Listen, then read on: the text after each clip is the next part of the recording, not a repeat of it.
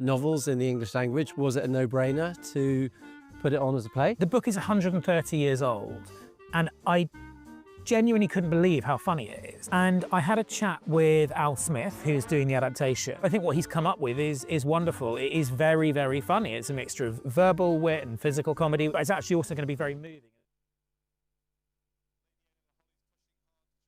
On terms as they're coming down, and I'm sure they could benefit for some shouting and some supporting. Come on, guys.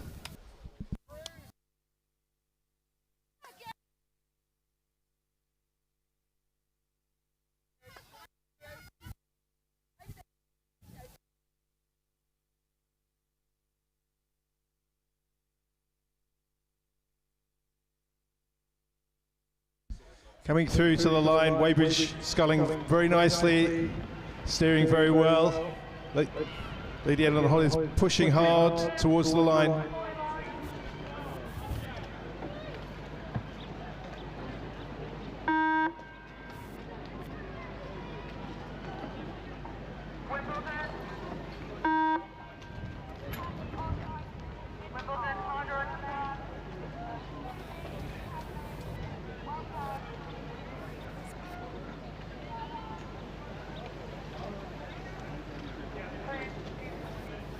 Two.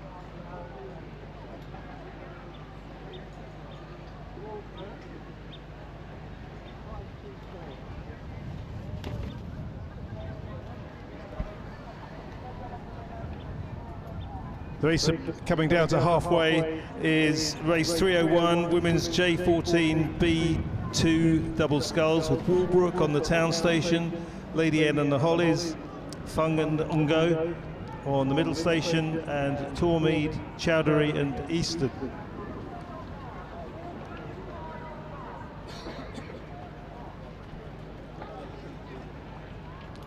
Again, some tricky steering going on, but Walbrook at the moment seem to have a length or two lead, pushing hard for the finish.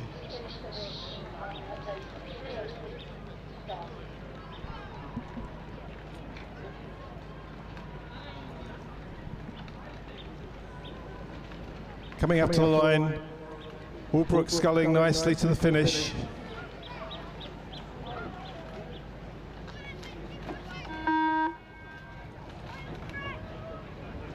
Followed by Lady Eleanor Hollies.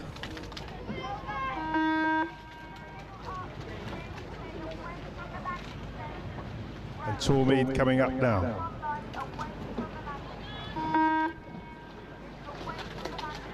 The race on the course now is race 306, which is quarter-final of the women's J14 B1 double sculls, with Barn Elms on the town station, Molesey on the middle station, and Brentford on the enclosure station.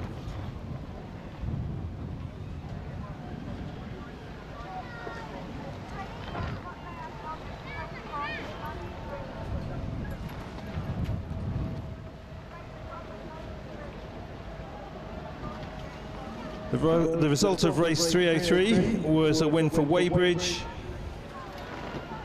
by 1 1/4 lengths over Lady Eleanor Hollies, with Wimbledon 4 lengths behind in third place.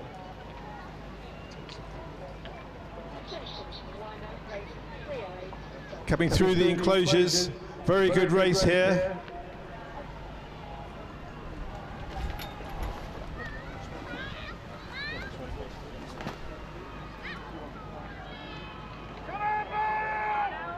Barn Elms on the far station, having some steering trouble. Brentford, again, having a few steering problems as they're coming up to the line. Close finish. Move out, Brentford, move out, move out, move out, move out.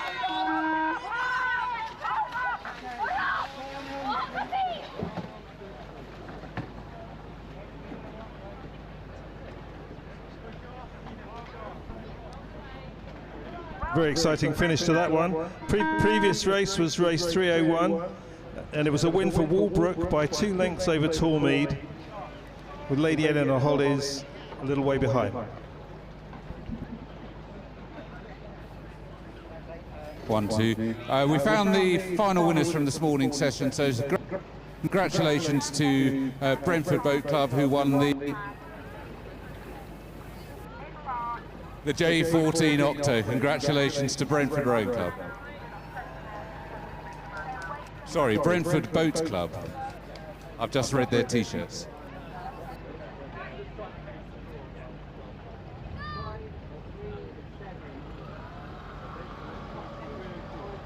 And as she does it, a big thank you to Jessica Martin for coming along and doing our prize giving. Race coming down into the enclosures is race 304, quarter-final of the women's J14 B2 double sculls, with Maidstone Invicta on the town station and Putney High School on the enclosure side. Maidstone looking very good out in front, but both crews steering very well for this race.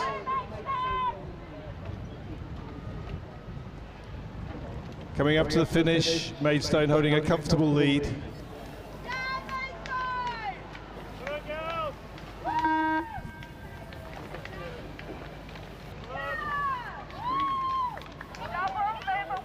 We just realised we're missing the Brentford Octo J14 Octo Cox. It was a good effort. They got down the field, the course without him. We're hoping he's going to turn up.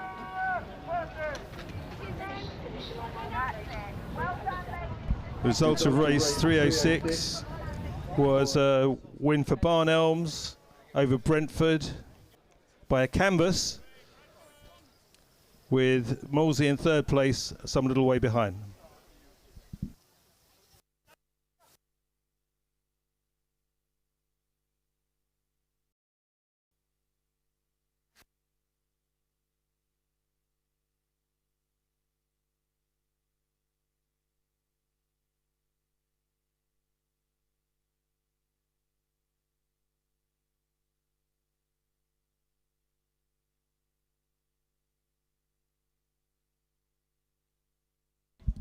And the result of race 304 was a win for Maidstone over Putney. The verdict was 5 lengths.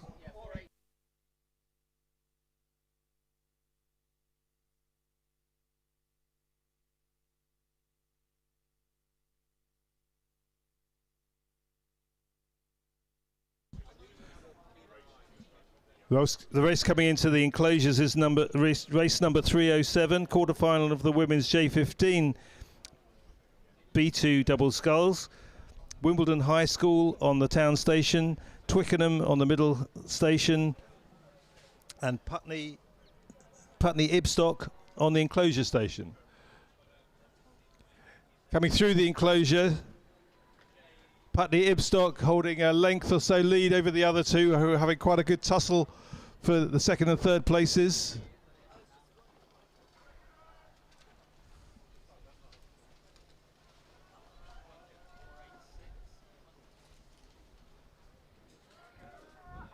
Coming up to the line, Putney Ibstock crossing the line first.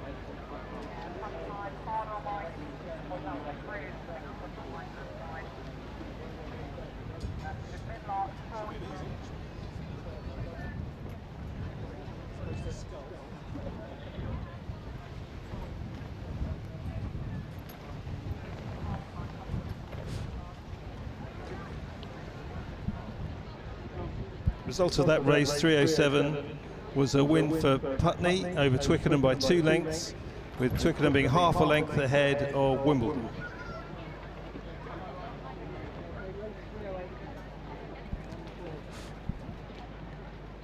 Race on the course is race 308, quarter-final of the women's J15 B2 double sculls. Wimbledon High School, Blick and Lee on the town station, and Maidstone Invicta on the enclosure station.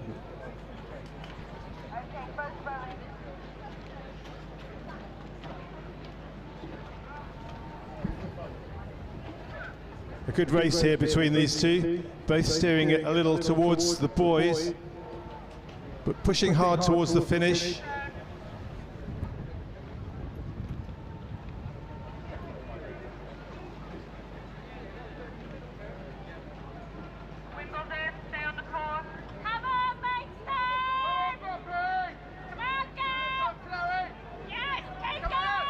Maidstone Invictus holding a narrow lead, a little bit of steering problems from Wimbledon.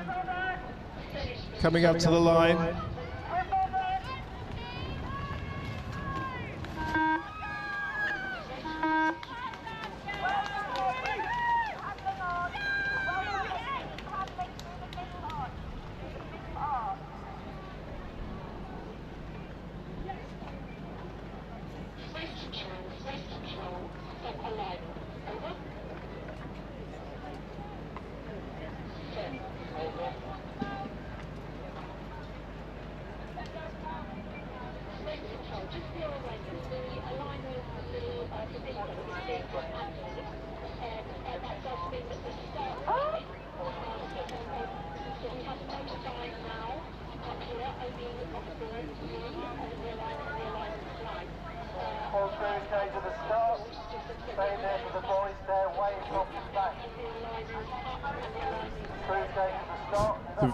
The result of race 308 was a win for Maidstone over Wimbledon. The verdict was 3/4 of a length.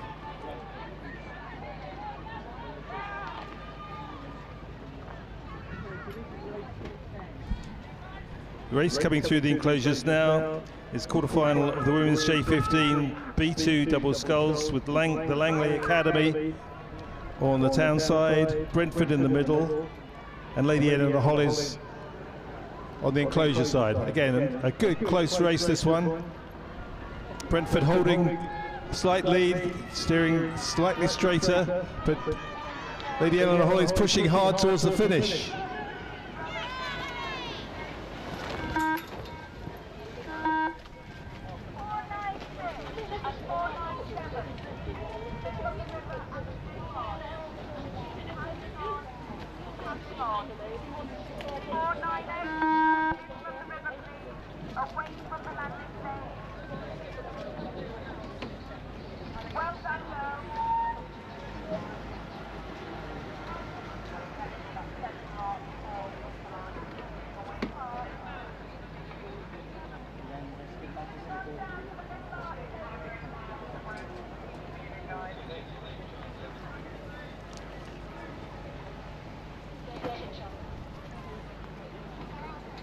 Result of that race, race 310, was a win for Brentford over Lady Eleanor Hollies.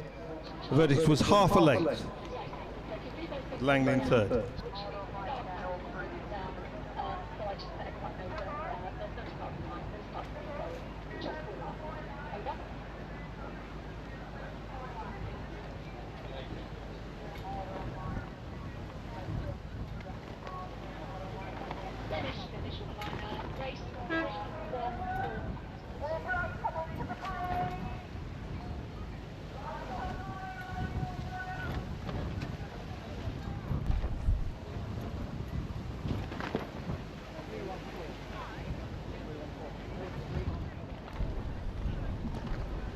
Race 314 is on the course. Quarter-final of the women's J15 B1 double sculls. Clare's Court on the town station, and Putney High School, Stevenson Heath on the enclosure station. This looks like a good race. It's very close between the two crews.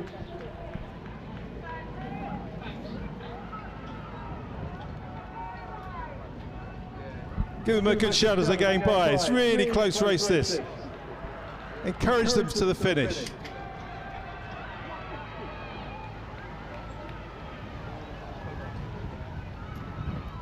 Clare's Court holding a slight lead. Putney High School pushing hard for the finish.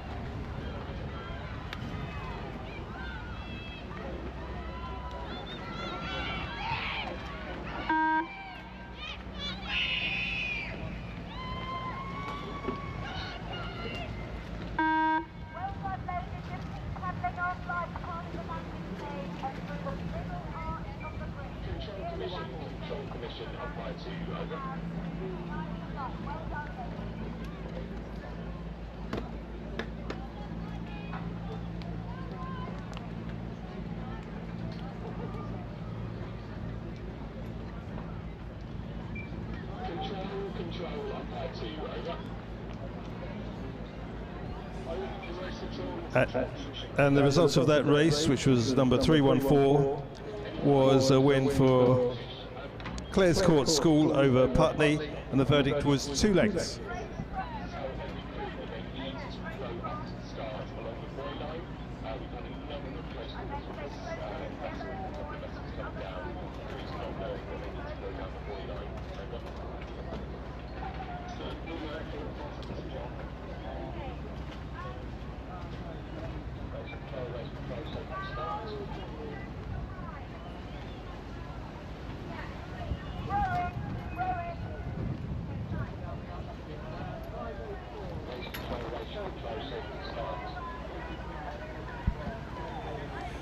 Race on the course is race number 312, quarter-final of the women's J15 B2 double sculls.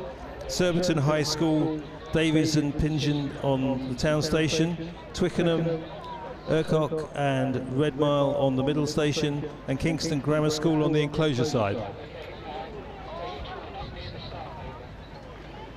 Good race. Surbiton High School appear to have a bit of a lead, although their steering is going a little astray at this stage.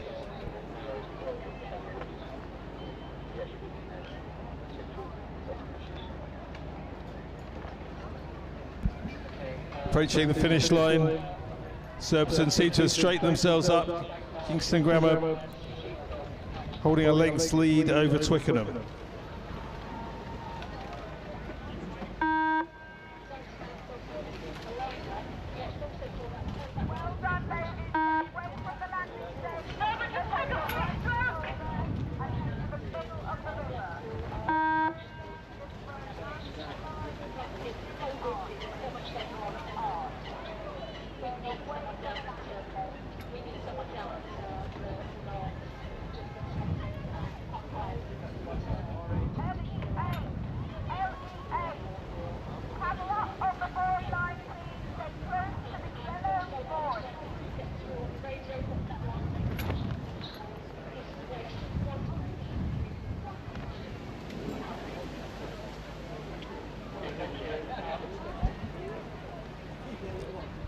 The results of that race, number 312, was a win for Surbiton over Kingston Grammar, with Twickenham in third place.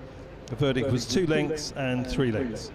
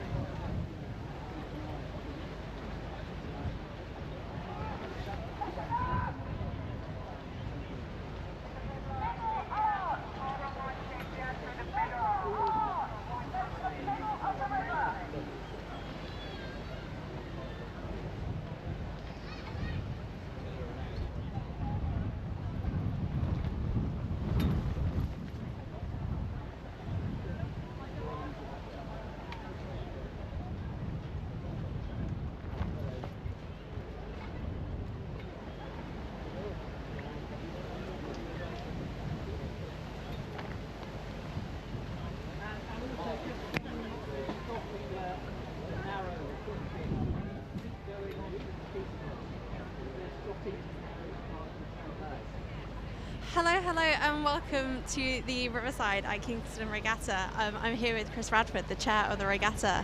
How are you doing? Very good, Liv. Thanks very much. Yeah. We're having a good day here. Yeah, we've got glorious weather. Have you managed to catch much of the racing, or have you been busy organising everybody? I think I'm mainly here to resolve problems, and so we're the people that, like the swan, paddle deeply under the water, just making sure it all looks smooth and serene on top. So it's been going pretty well today. So. Yeah, glad to hear. How long have you been involved with the regatta then? I was first. This is my 11th year, and I've been responsible for. Been chair of the event since 2018. Wow, lovely. And how does this one compare to previous iterations of the regatta? Windier and hotter. I think that's a fair assessment. I think that people on the live stream can see the wind hitting our backs at the moment. I just sent somebody down to investigate what's happened at the start, where a gazebo is blown down. We've already had the trophy tent nearly take off. So we're just grappling with the wind, but the crews are doing an amazing job of pushing against it. This is a headwind, which is particularly challenging for the race crews. And the race crews today are all 15 and under. Some of them are only 12 and 13, and they're doing very well to cope with what's quite challenging conditions. Yeah, absolutely. I wouldn't want to be rowing in a small boat in this weather. Just quickly before we go, what would you say your favourite part of the regatta is? Well, it's probably the favourite event, actually. In 2021, a week before the COVID restrictions were lifted, we managed to get agreements to run the event, and everybody was so happy to come to a nice outdoor event, get together and enjoy themselves, and we managed to. We were the first significant event on the Thames after all those dreadful times we had with the COVID restrictions. And doesn't that was really good fun. That seems like a long time ago now, I bet, as well, and that we're sort of long past that very interesting period of time. Well, thank you so much for joining us, and we'll hand back over to the commentary team. Thank you.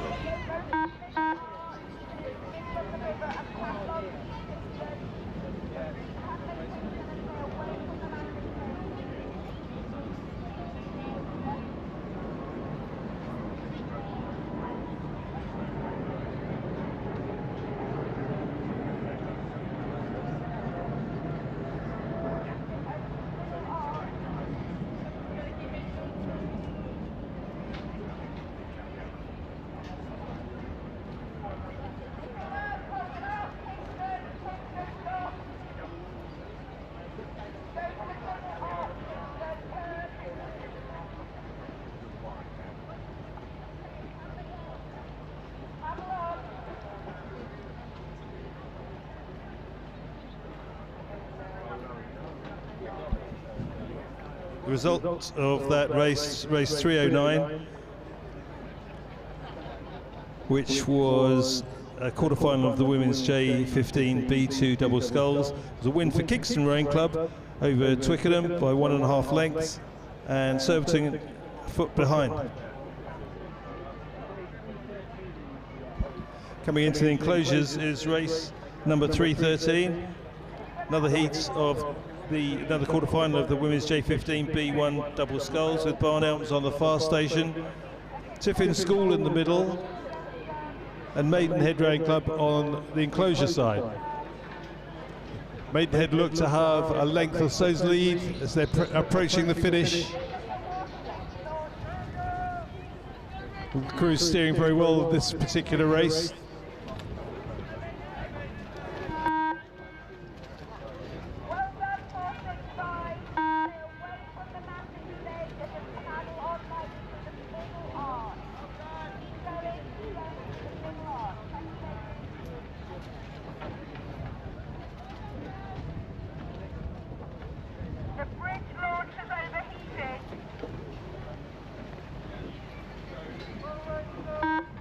The next race on the course is race number 311, a quarter-final of the women's J15 B2 double sculls between Lady Eleanor Hollies, Prasher and Tynan on the town station, and Twickenham, Dunner and Hitt on the enclosure station.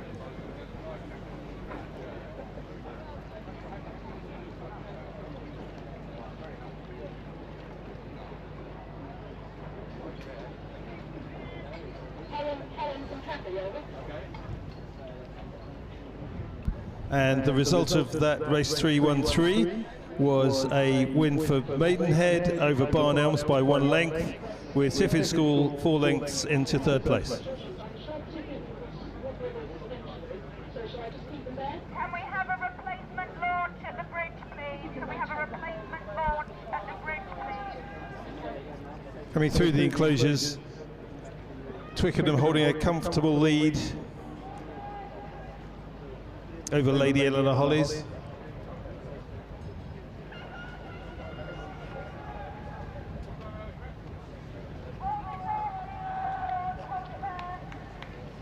It's overheating.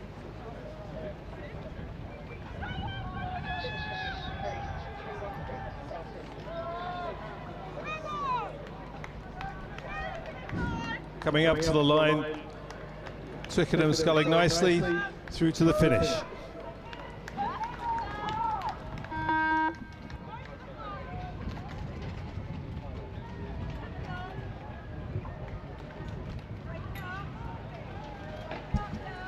And the race on the course now is race number 316, the quarter-final of the women's J15 B1 double sculls, with Wolsey, Duncombe and Knight on the town station, Putney High School, Pisa and Ajaz on the centre station, and Barn Elms, Barnes and Blastik Bielinski. Nice one.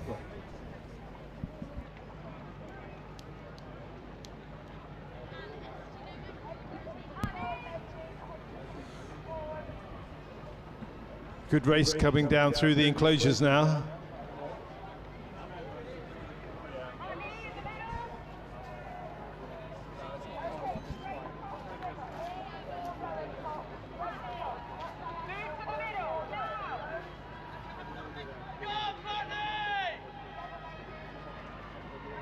Putney High School having some steering problems, leaving Barn Elms in front, with Molesey pushing hard onto 2nd place. Again, it's quite a close race coming through to the finish, less than a length in it.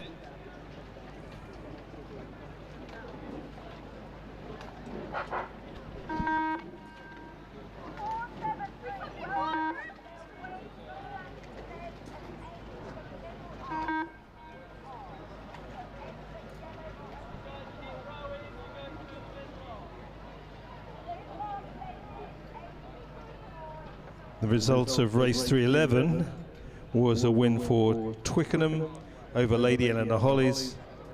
The verdict was 5 lengths.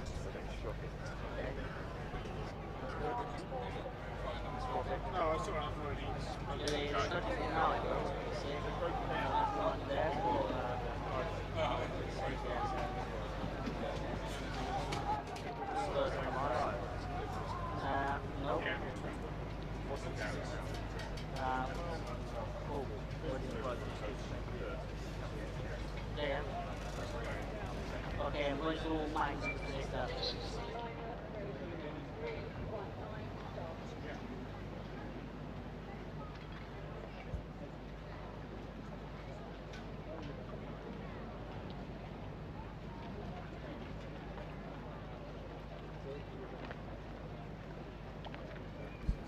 And that's results of race 316, which was a quarter-final of the women's J15 B1 double sculls, was a win for Barn Elms over Putney by 1 1/4 lengths, with Molesey in 3rd place, 1 1/2 lengths behind.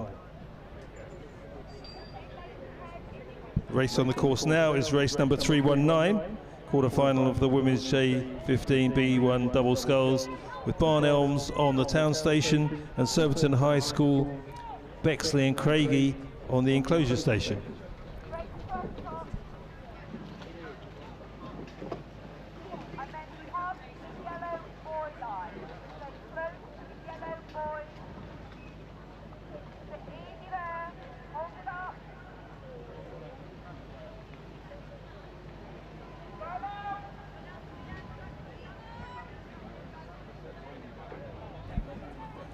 Coming through the enclosures, this was race 319, Barn Elms holding a 2 to 3 length lead over Surbiton High School. It's going very nicely, good steering. Wind's just dropped a little, which just helped them, I think. Coming up to the finish.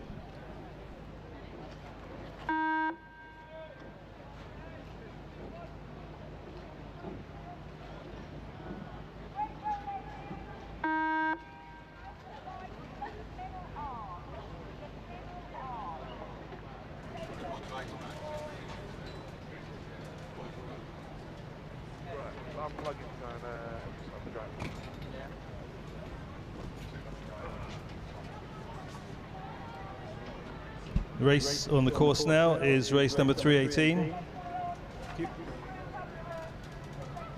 Quarterfinal of the women's J15 B1 double sculls with Putney High School, Folkes Williams and Reed on the town station, Maidenhead, Macadam and Rosswood on the middle station, and Kingston Rowing Club, Gill and Whelan on the enclosure station.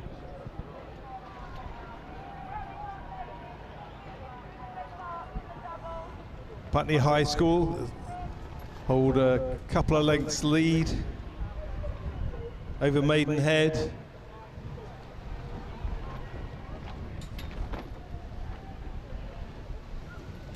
Winds just picks up again, making steering interesting.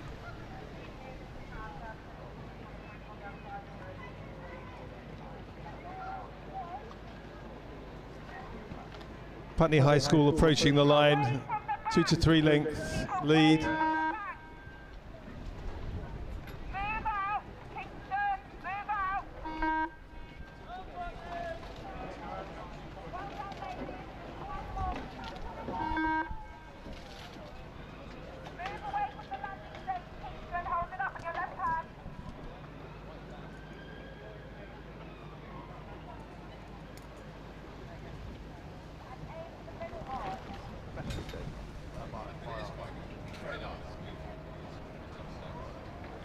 So the result of the previous race, race 319, was a win for Barn Elms over Surbiton by 3.5 lengths. And the result of that race that has just finished, which was 318, was a win for Putney over Maidenhead by 2 lengths, with Kingston 3 lengths behind that.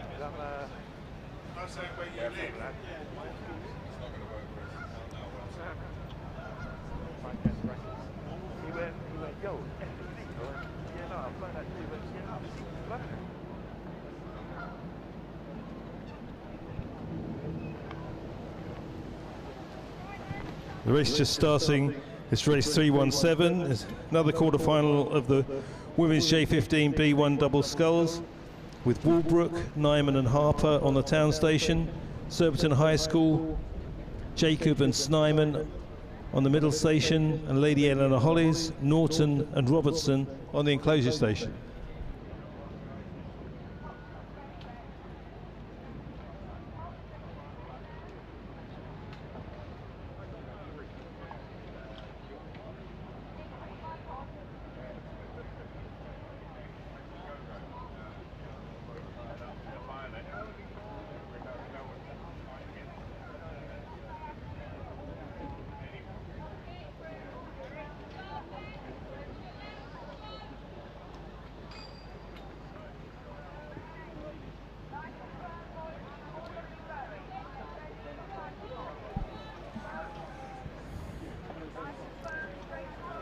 Coming to the enclosures, Walbrook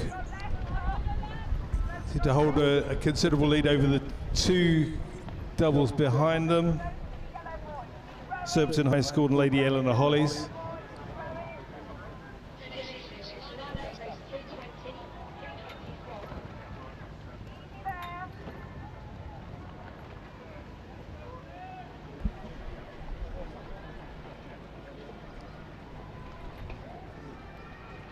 Moving up to the finish, Walbrook hold a 3-length lead over Lady Eleanor Hollies. Surbiton High School very close behind.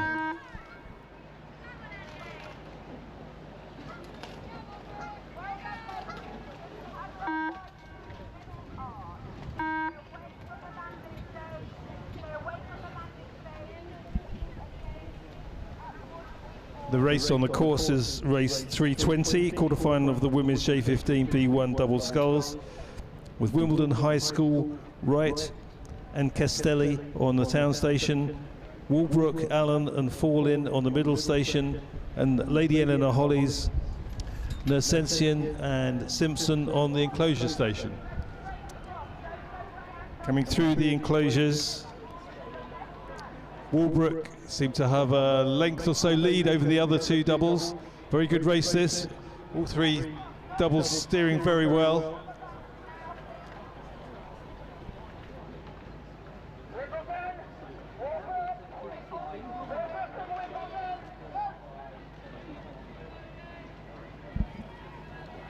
Wimbledon pushing really hard, but Walbrook keeping their form coming up to the finish.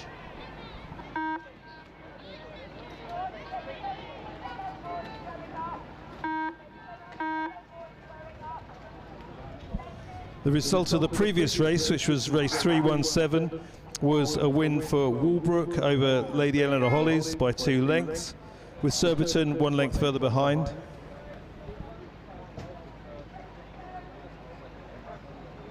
And the race on the course now is another quarter-final of the women's J15 B1 double sculls, with Molesey, Mead, O'Loughlin on the town station, Surbiton High School, Bagan and Vaughan, middle station, and Tiffin School, Duggan and Duggan on the enclosure station.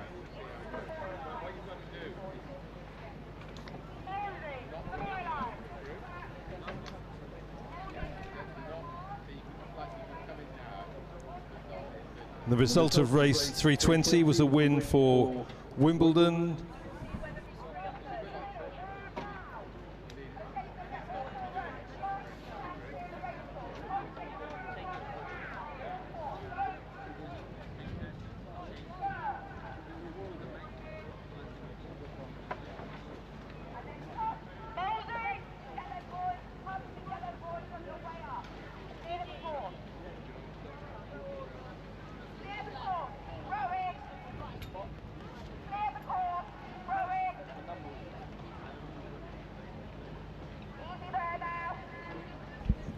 Coming up to the line, Molesey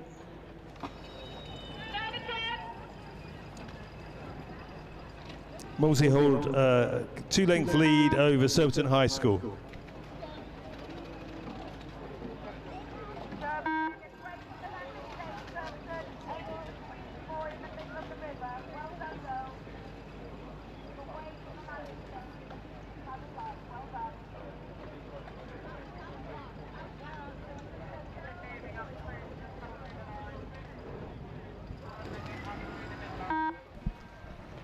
The result of race 320 was a win for Walbrook over Wimbledon by 2 lengths. Lady Eleanor Hollies a canvas behind that.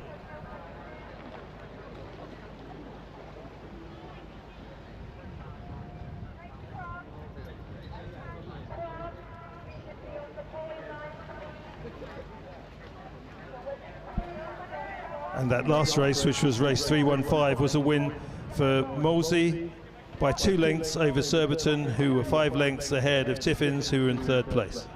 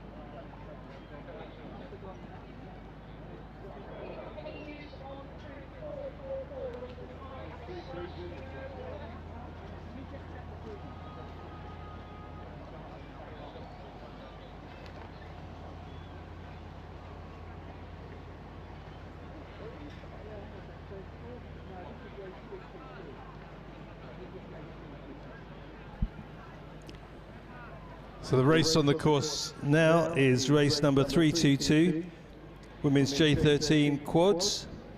Lady Eleanor Hollies on the town station, Walbrook in the middle, and Maidenhead on the enclosure side.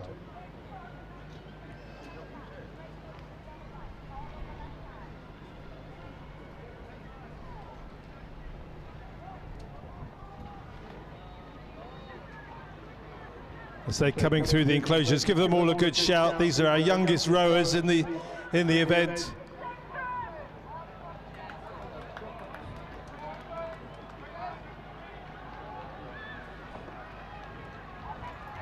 Wimbledon High School had a proper crab there, got themselves going again. Lady Ed on the Hollies, sorry, Walbrook leading by under a length.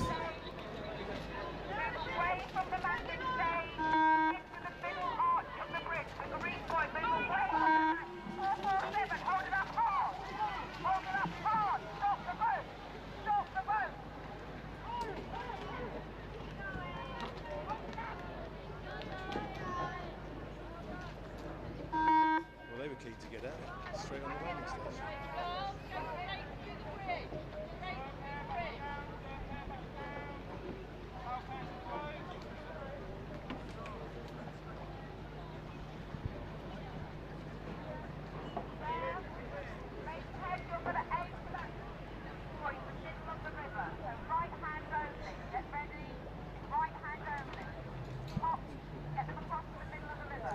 And the result of that race, which was race 322, was a win for Walbrook by 1 length over Maidenhead, who were 5 lengths ahead of Lady Eleanor Hollies.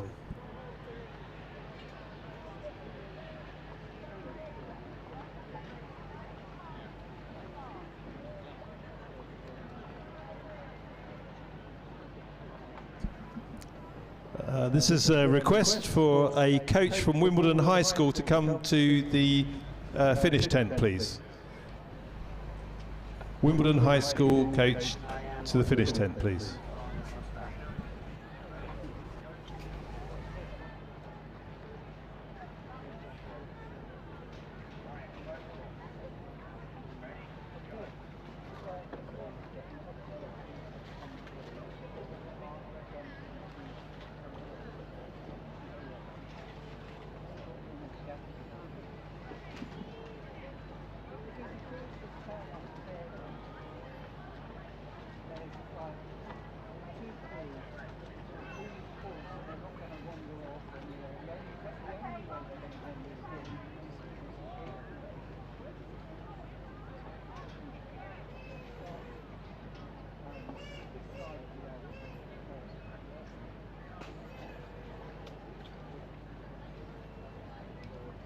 Crew's going to the start, say wait for the bank, move along the red buoy line.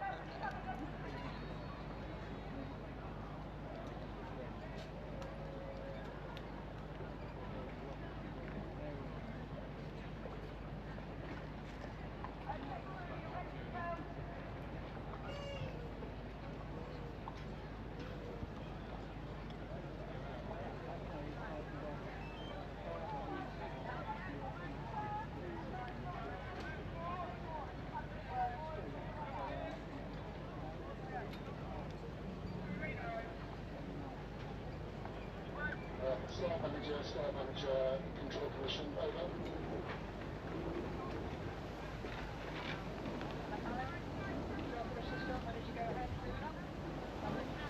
So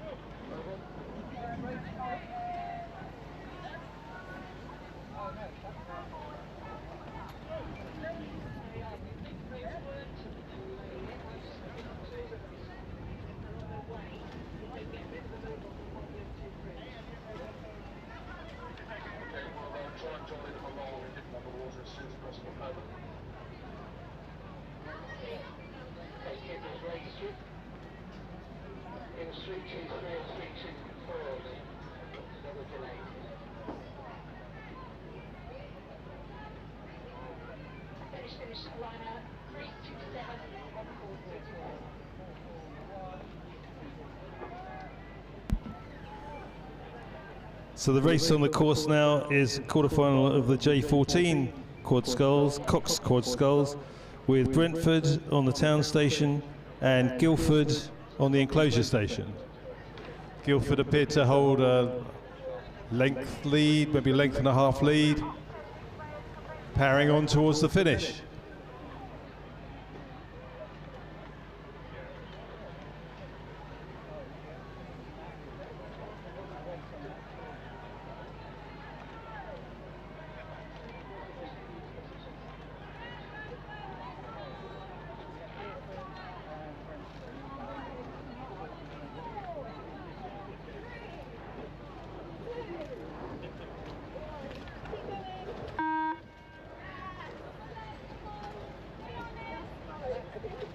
The result of the previous race, race 317,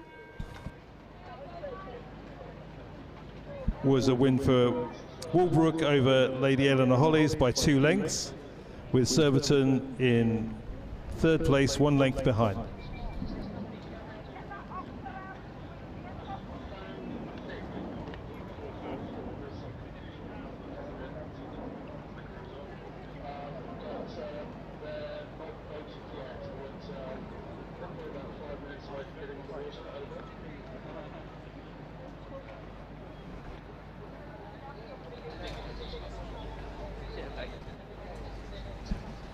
The result of that race, which was race 327, was a win for Guildford over Brentford. The verdict was 2 lengths.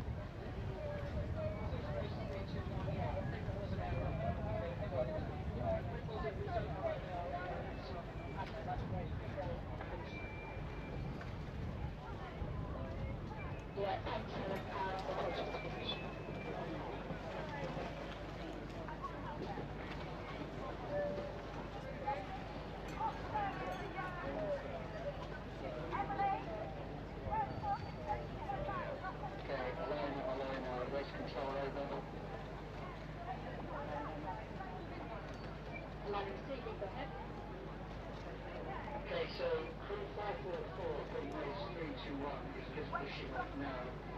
There was a miscommunication between the crews and they thought that that crew also had to be delayed for race 322 and 324, but it wasn't the case.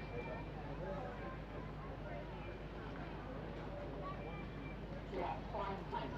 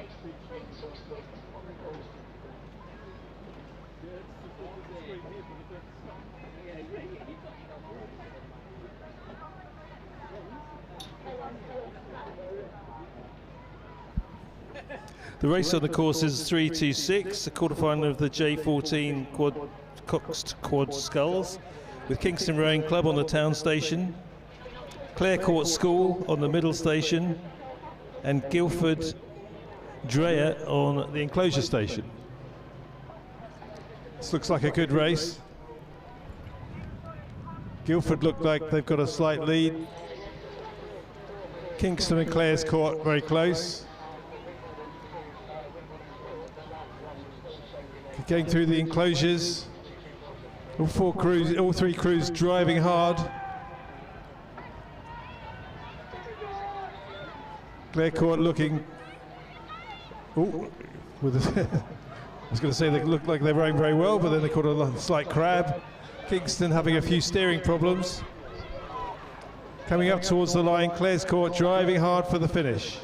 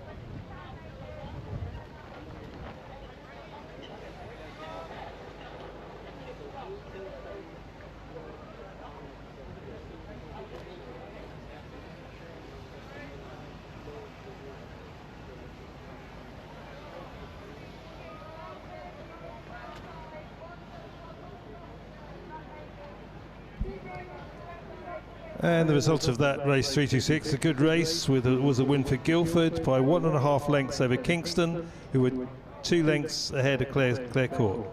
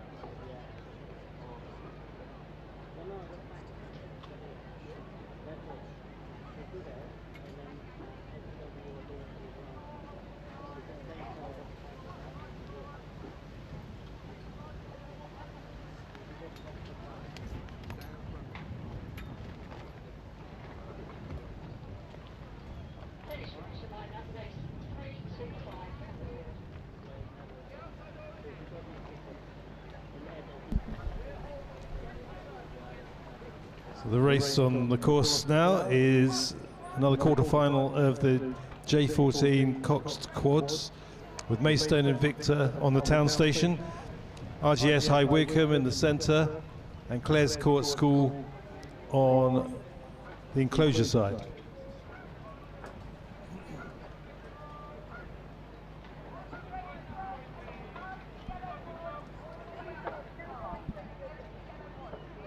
A lot of difficult blade work up at the start, with the 2 crews that are behind and the crew that started smoothly are good 3 or 4 lengths ahead, and that crew is Clare Court School.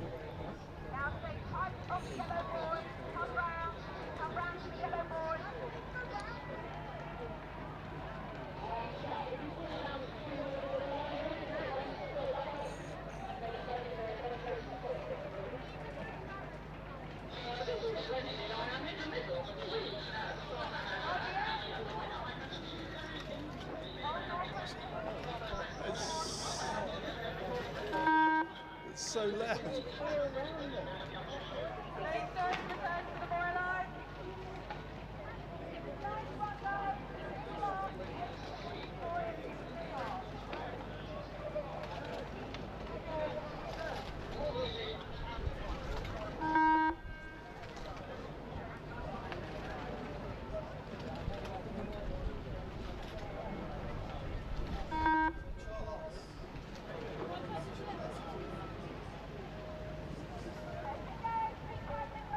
Wimbledon, move towards the red buoy line and move up as quickly as possible.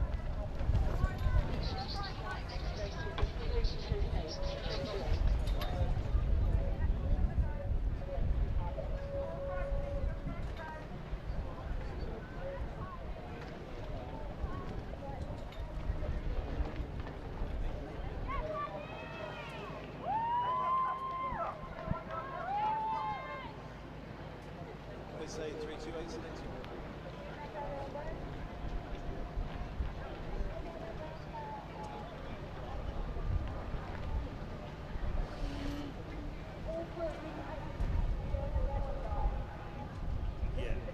Now, park the yellow boys, so as close as you can to the yellow boys. Move this way, Single. Move to the middle. So you This can way. move on the far side. Single, come this way.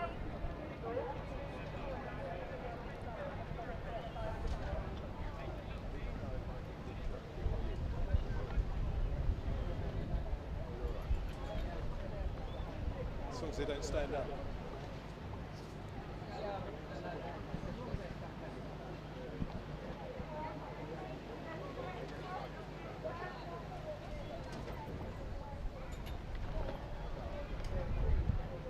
Push them at the river.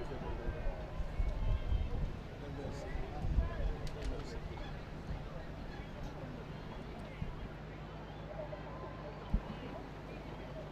The results of race 325 was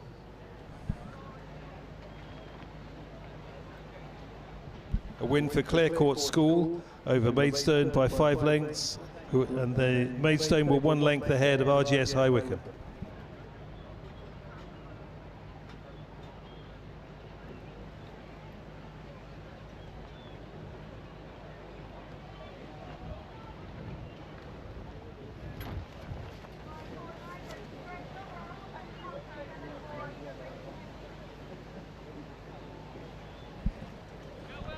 Next race on the course, race 328, quarterfinal of the J15, Cox Quads with Walbrook on the town station, Maidstone Invicta on the middle station, and Guildford on the enclosure station.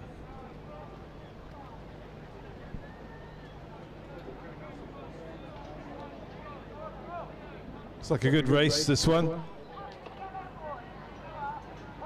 All 3 crews going quite nicely. Difficult to tell who's in front at the moment, but it looks a little bit like Guildford on this side, but there's not much in it.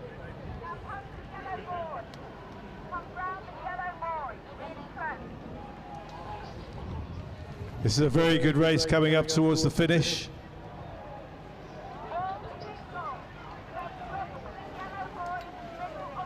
Walbrook and Guildford. It's going to be right up to the line, this one.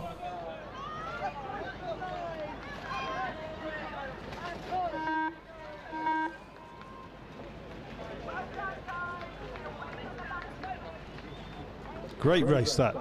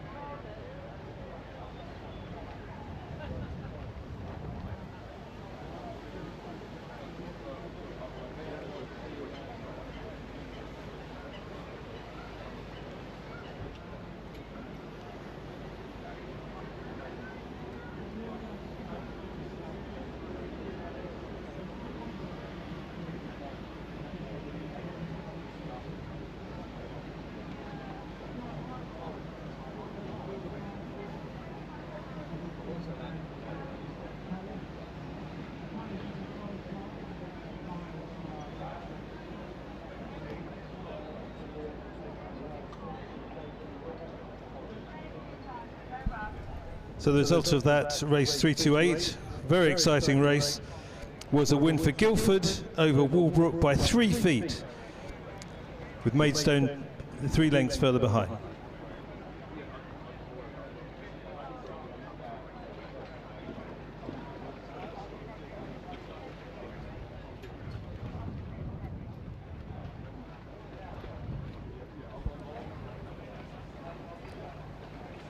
Now you may have seen people in some extremely fashionable regatta t-shirts, red regatta t-shirts, which are available for sale in the catering tent.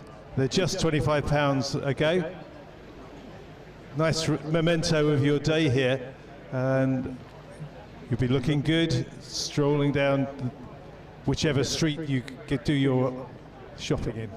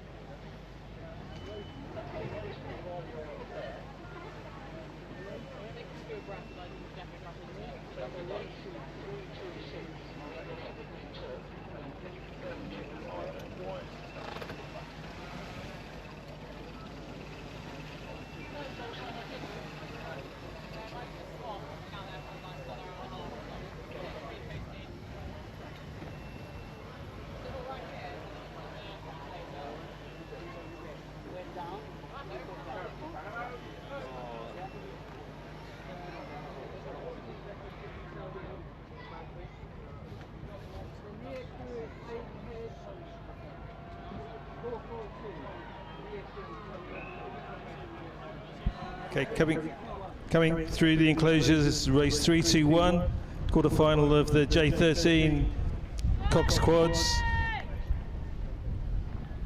with Maidenhead holding a comfortable lead over Lady Eleanor Hollies in the middle and Wimbledon High School on the town side.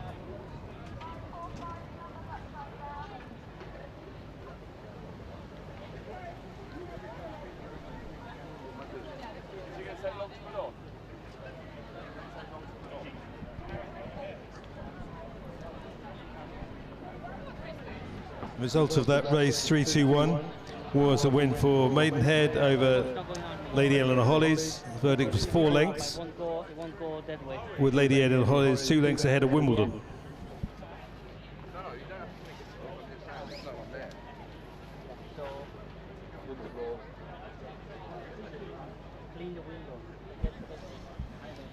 The race approaching the enclosures is race 329, quarter-final of the J15 quads. Tiffin School on the town station. Clare Court School in the middle, Molesey on the enclosure station.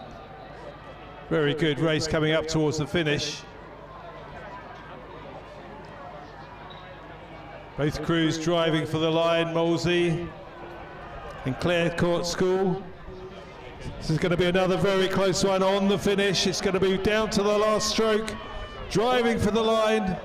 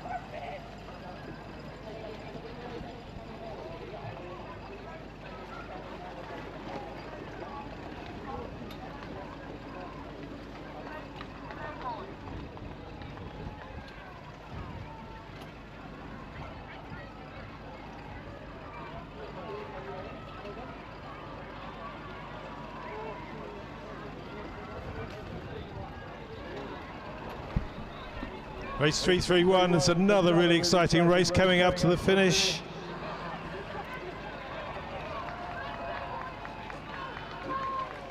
Wimbledon High School, Lady Eleanor Hollies fighting it out right to the line.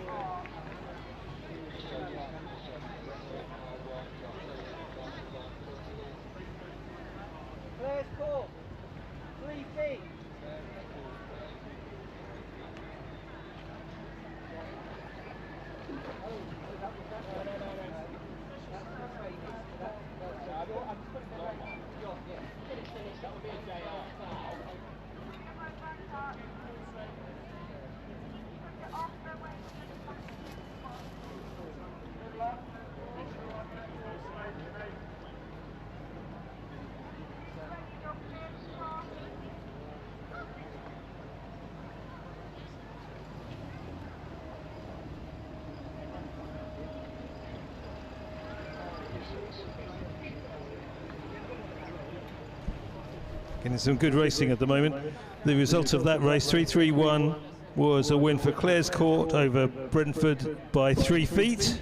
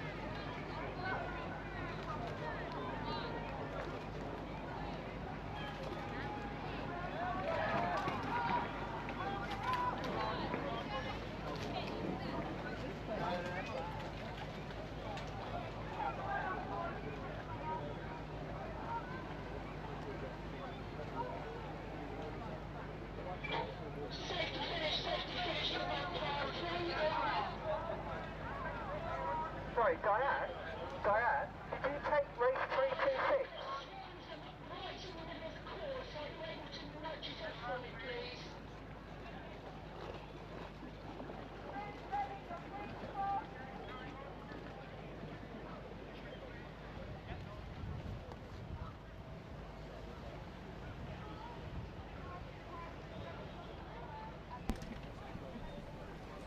The result of race 330, which was the quarterfinal of the J15 Cox Quads, was a win for Maidenhead over Tiffins by 1 length, who were 5 lengths ahead of Twickenham.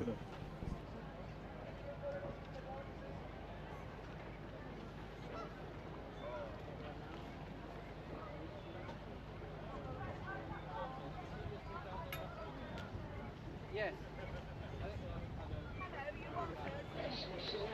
Yeah. Did you do 326? What was that? Race 326 was Cox Quads, Guildford, Clares Court. Yes. Oh, okay. So,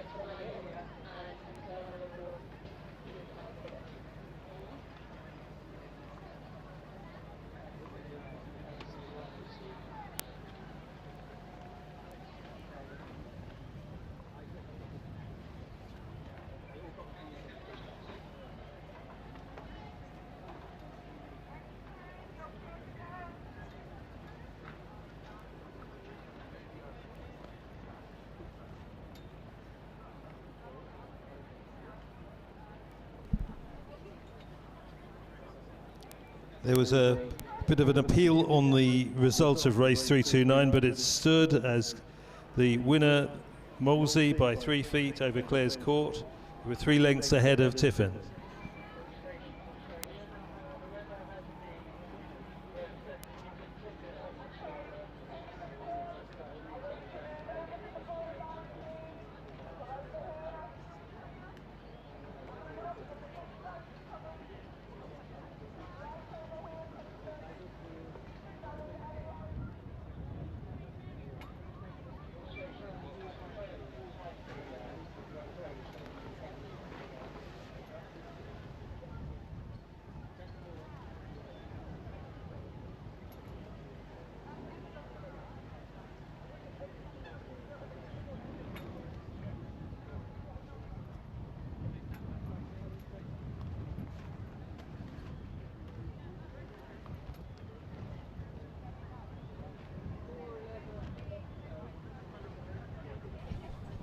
The race on the course now is race 333, which is the quarterfinal of the women's J14 Octuple, with Surbiton High School on the town station and Clare Court School on the enclosure station.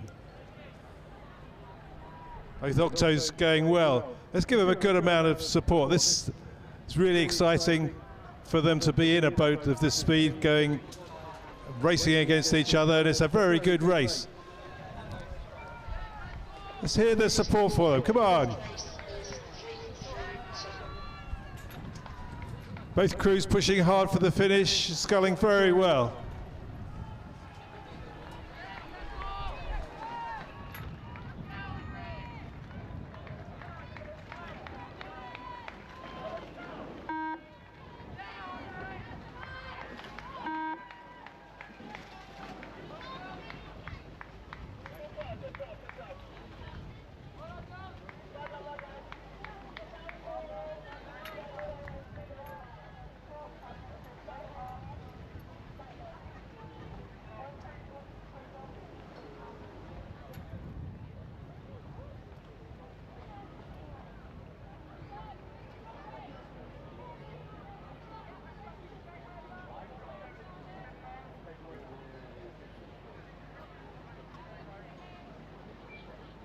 And the result of that excellent race, 3:33, was a win for Surbiton over Clares Court by 1 length.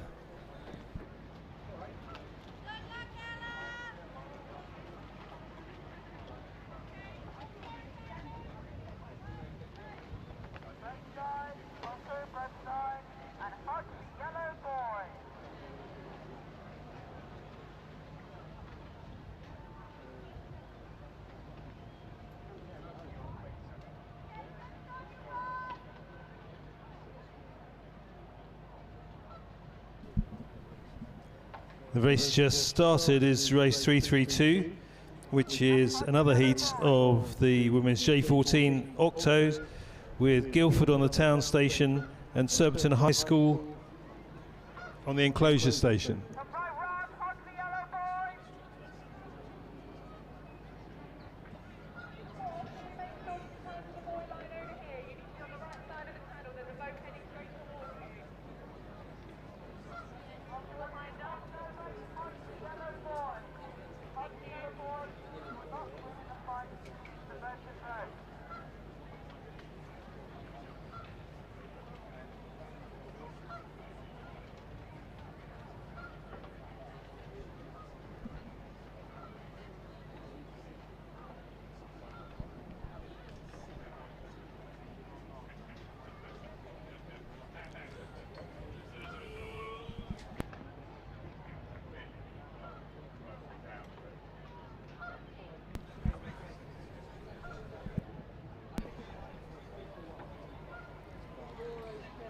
Halfway down the course, we have Guildford leading by a length or so. Again, coming into the enclosures, fantastic spectacle seeing these octopools coming through. Really benefit from your support. Give them a good shout.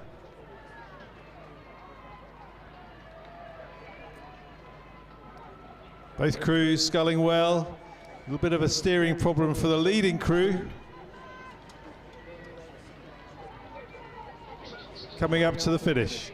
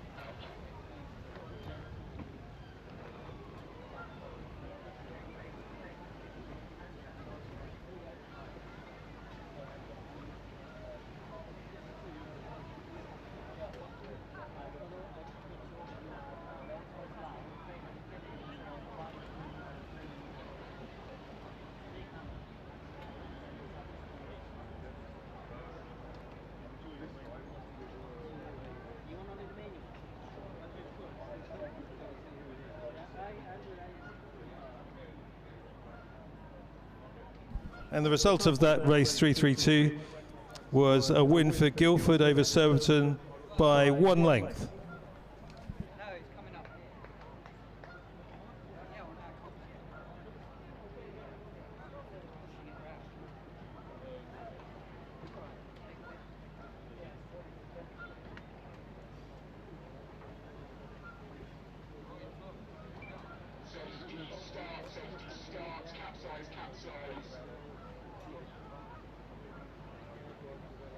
Just at the start, capsize just at the start. Come in and take the race. Umpire just passing the start. Race 334 has just started, which is the semi-final of the J14 single sculls.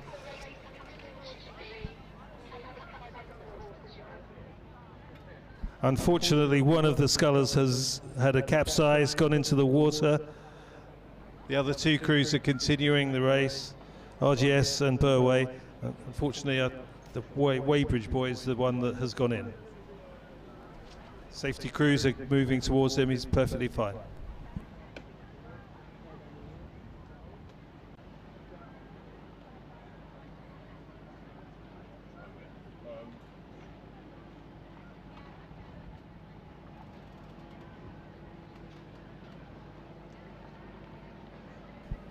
The question is the RGS sculler that's gone in.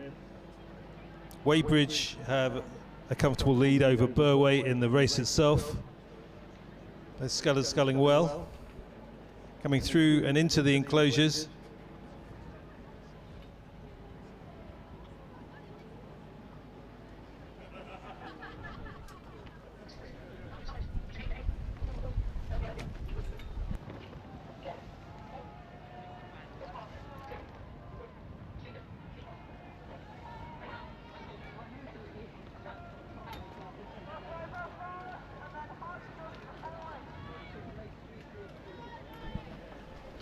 Weybridge sculler coming up to the line. Burway powering in behind him.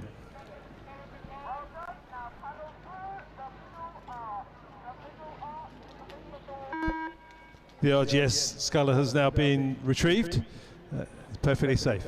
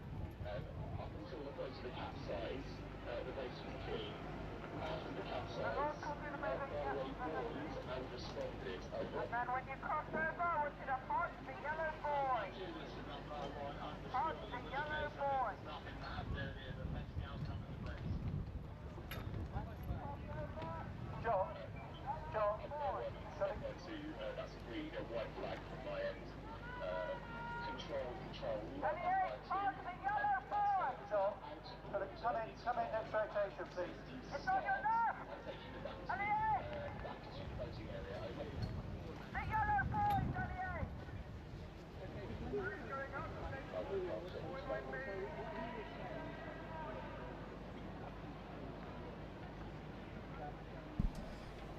Okay, that eventful race 334 was a win for Weybridge over Burway. The verdict was 5 lengths.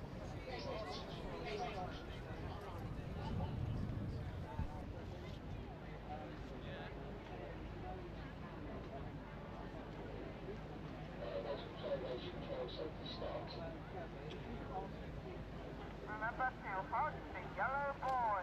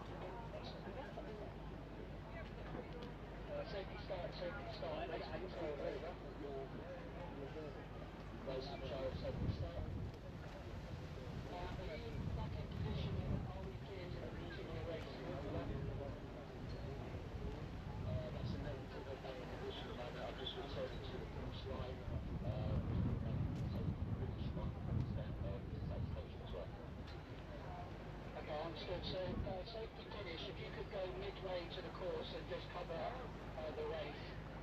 Elaine, yes, you're good to continue racing. Course is clear. Over.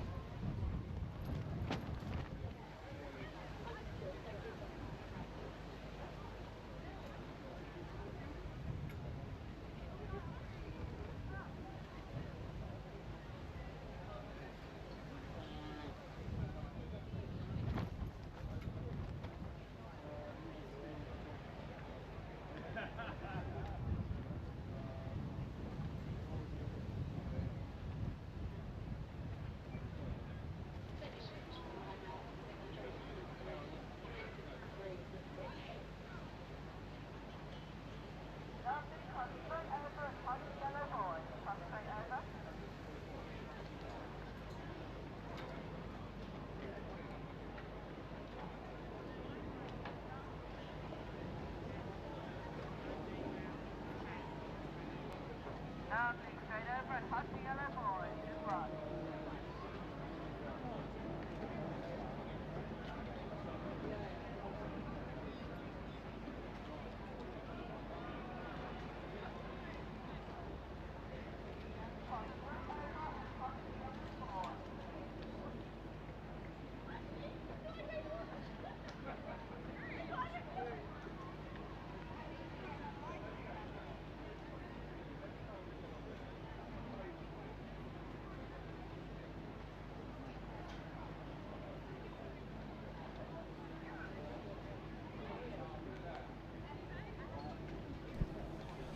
Race number 336, which is semi-final of the J15 single sculls, has just started.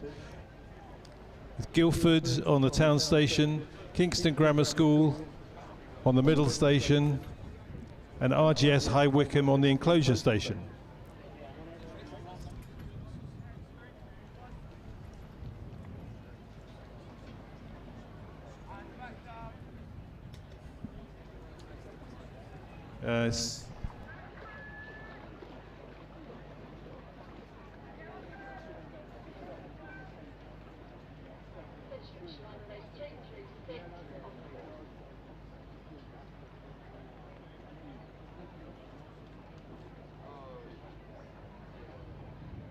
Again, another eventful start. The RGS High Wycombe sculler sculled into the bushes and has restarted, but some distance behind Guildford and Kingston Grammar School. Kingston Grammar School seem to have a slight lead, but this is a very good race coming down towards the enclosures.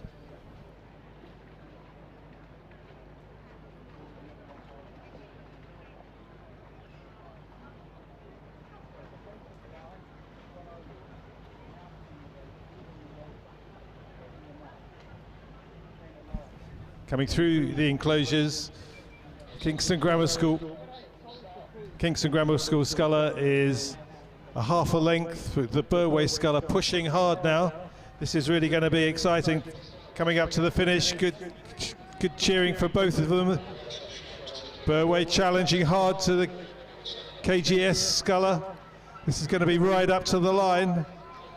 They're really going for it, these two. Charging for the line now, last few strokes.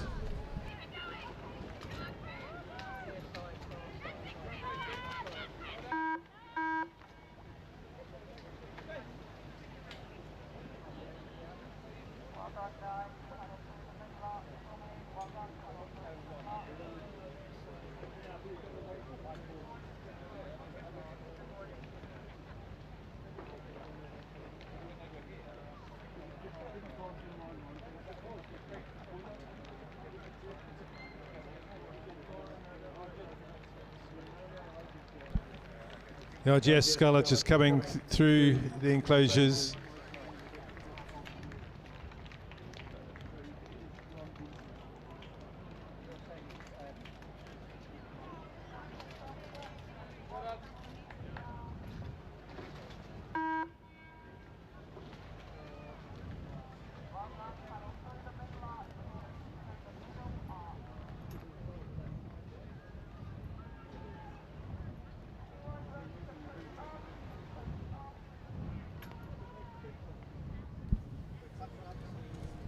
Result of race 336, the excellent sculling race, was a win for Kingston Grammar School over Guildford.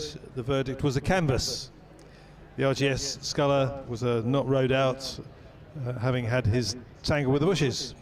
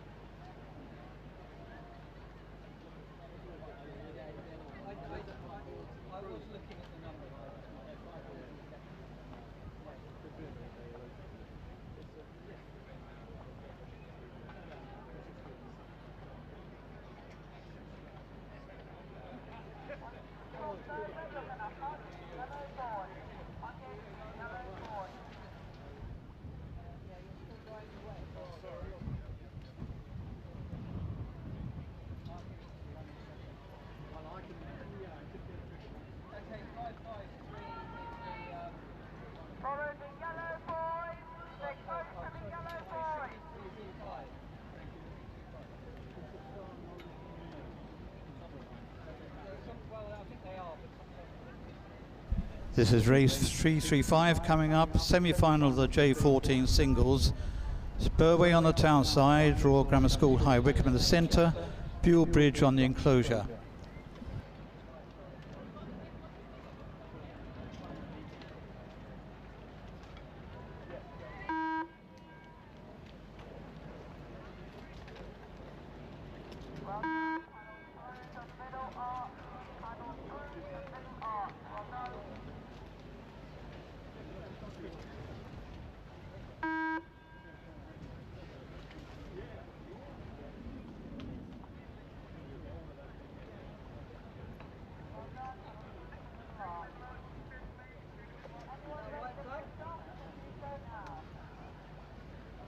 Can I have some water, please?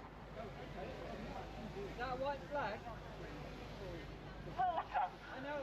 Yeah, white flag and water. Sorry, I became distracted by dehydration. Yeah, water.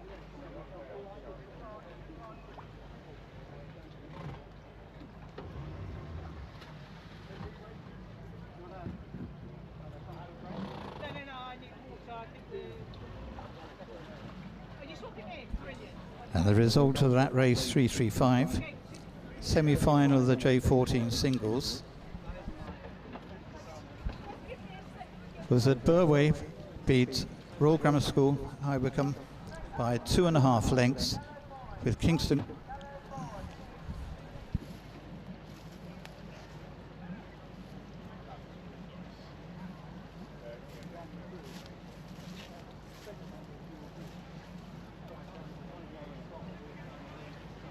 Mark the yellow boy. Mark the yellow boy. It'd be easier for me to walk up rather than crossing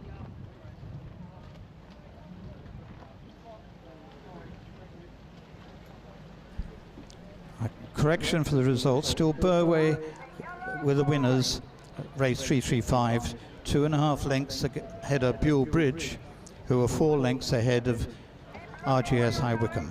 Mark the yellow boy.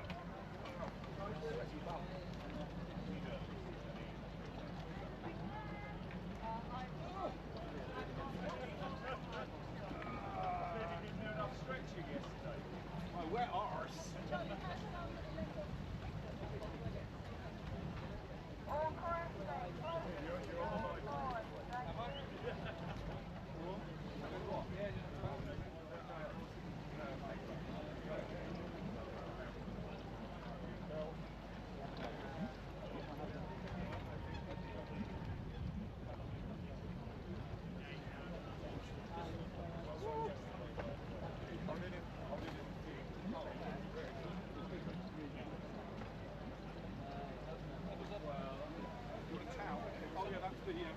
Close to the yellow boy. Close to the yellow boy.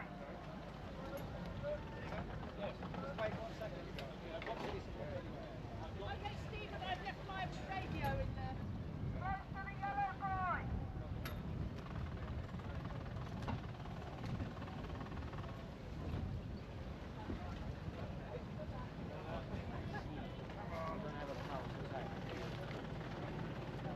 I've got. I got plans. I just need to find a way to get to you. Red one, move in now. Mark the yellow boy. Mark the yellow boy.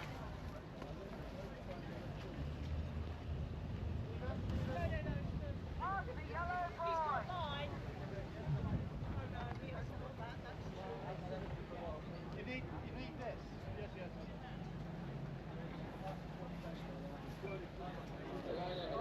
Finish.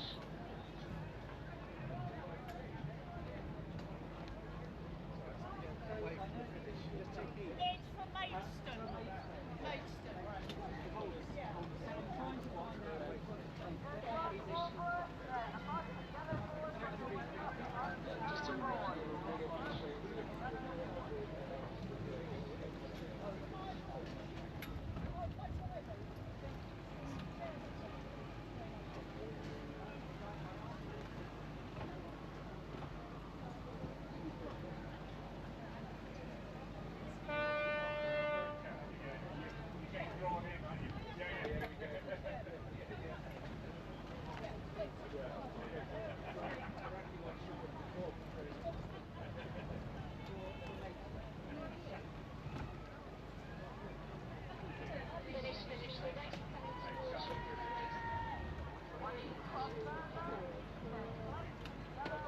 On the course now is race 324, quarter-final of the women's J13 Cox Quads.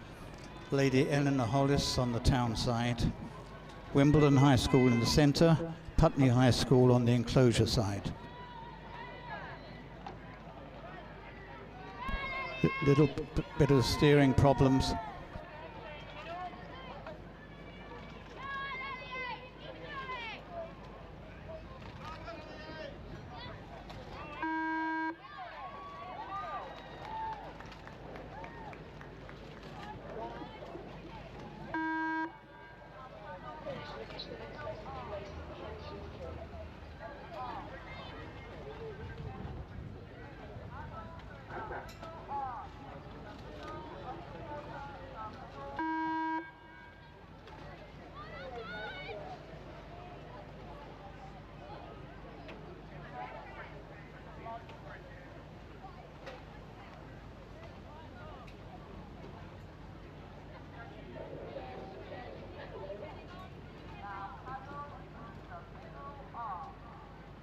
The result of that race, 324, was that of the women quarter-final of the women's J13 quads, Lady Eleanor Hollis beat Putney High School by 2 lengths, with Wimbledon High School 4 lengths behind. I think Wimbledon had a bit of technical problems, but LEH beat Putney High School, Wimbledon High School third.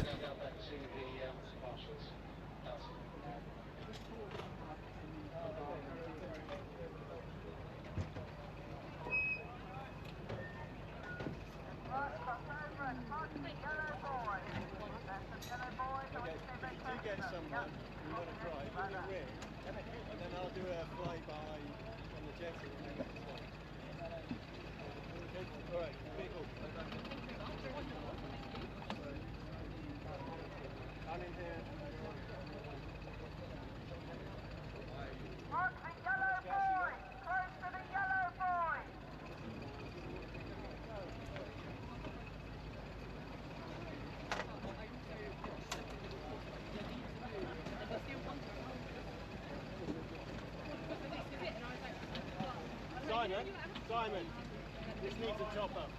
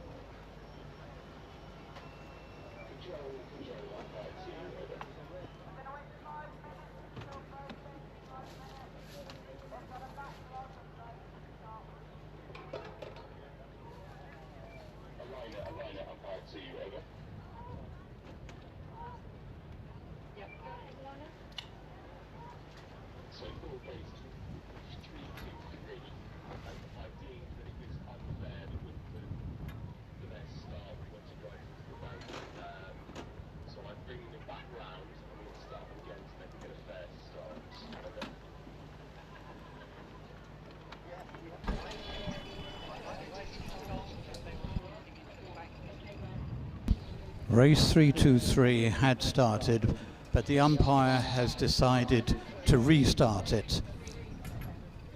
So the crews are going back to the start to restart.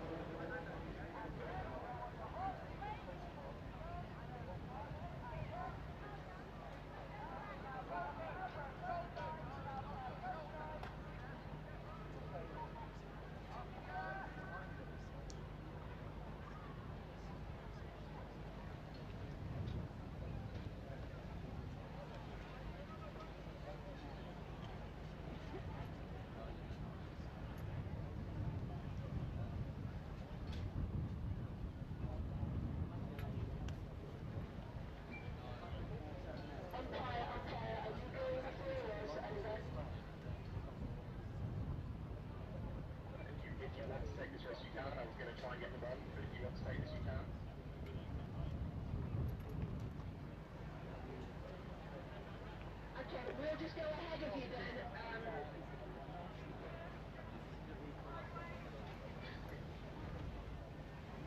Diane, Elaine, that's their single. Does it make sense just to back them up? Get these girls there. Okay.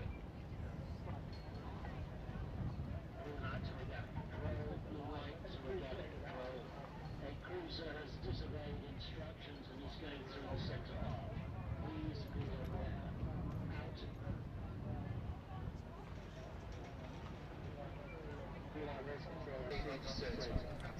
This is race 337 on course. Semi-final of the J15 singles. Royal Grammar School High Wycombe on the town side, Tideway Scholars School in the centre, Kingston Grammar School on the enclosure side. And at the moment the Kingston Grammar Scholar has a comfortable lead. The other two scholars are neck and neck.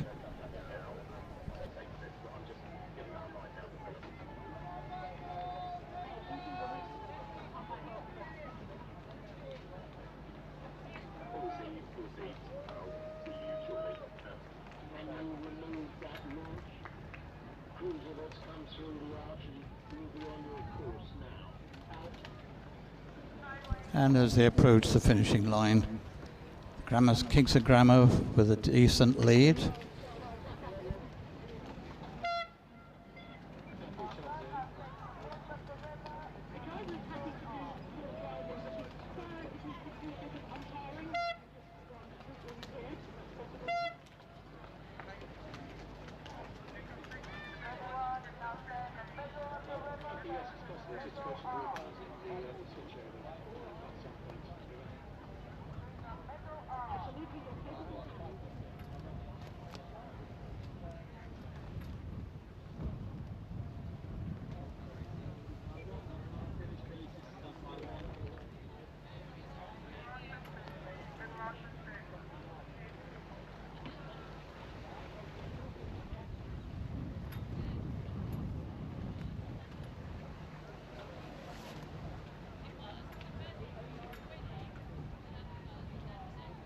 Result of that race, number 337, semi-final of the J15 singles, was that Kingston Grammar School beat Royal Grammar School High Wycombe by 2 lengths, Tideway Scholar School 3 lengths further back. So Kingston Grammar are the winners.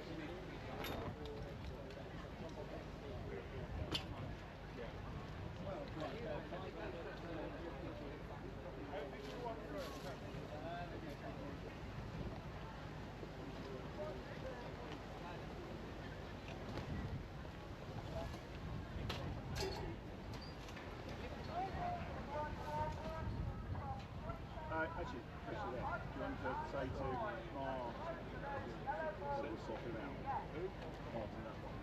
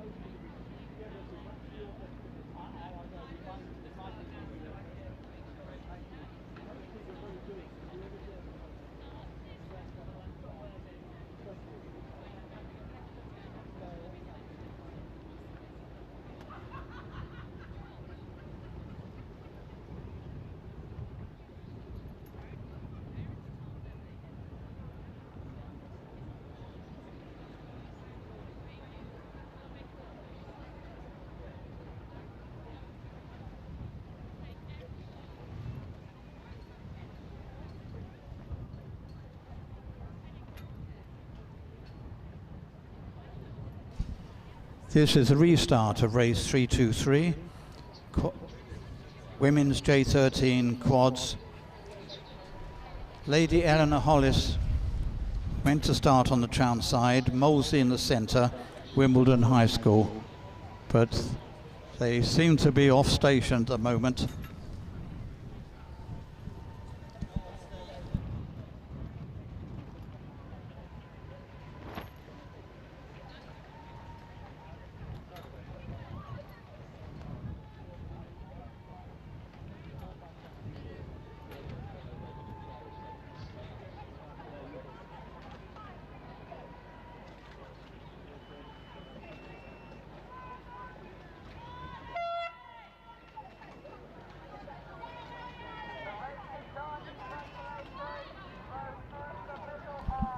This rerun is just gradually coming to an end. There have been a few shipwrecks, but they're all getting going again and going for the line.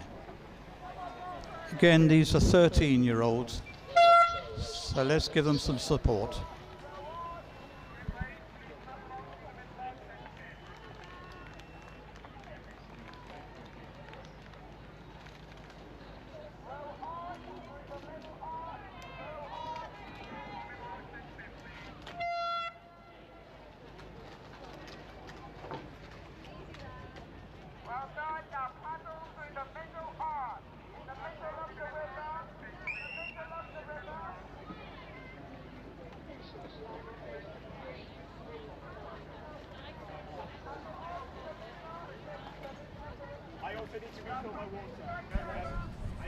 And the result of race 323 was that Wimbledon High School beat Molesey by 5 lengths, with Lady Eleanor Hollis a further 5 lengths back.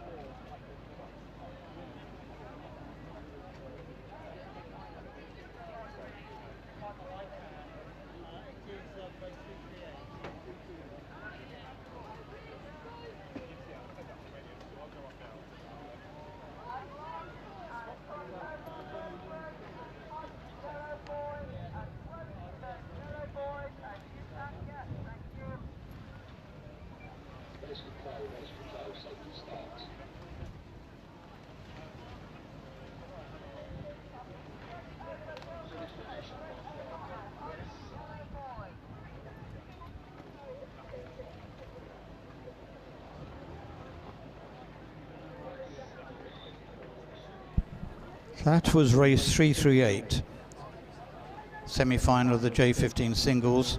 Royal Grammar School High Wycombe beat Kingston Grammar School by 4 lengths.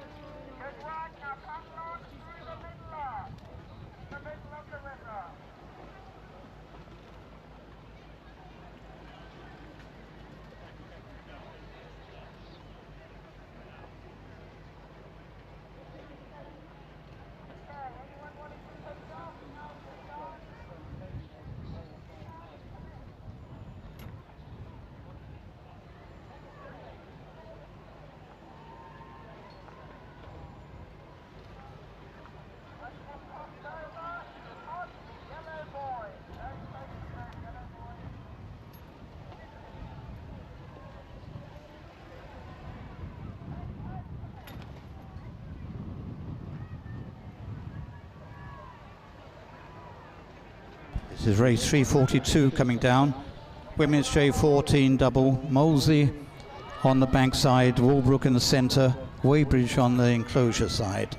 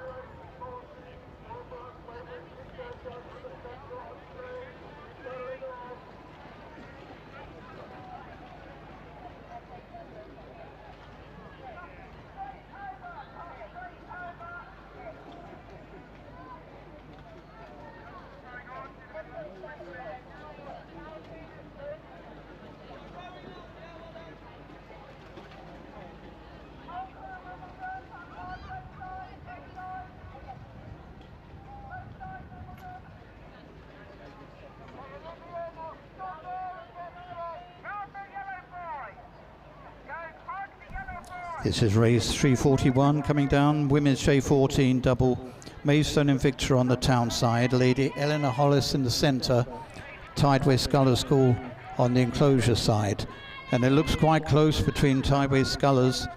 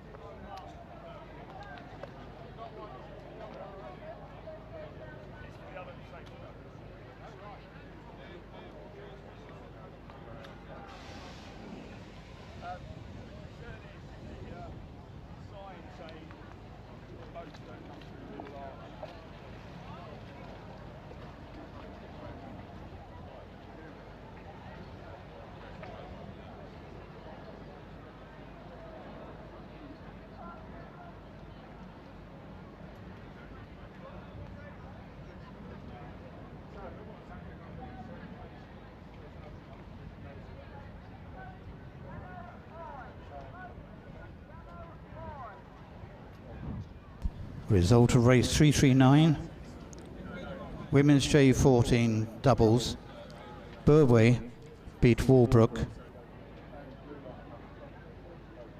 With Molesey Boat Club in third position. Burway were the winners.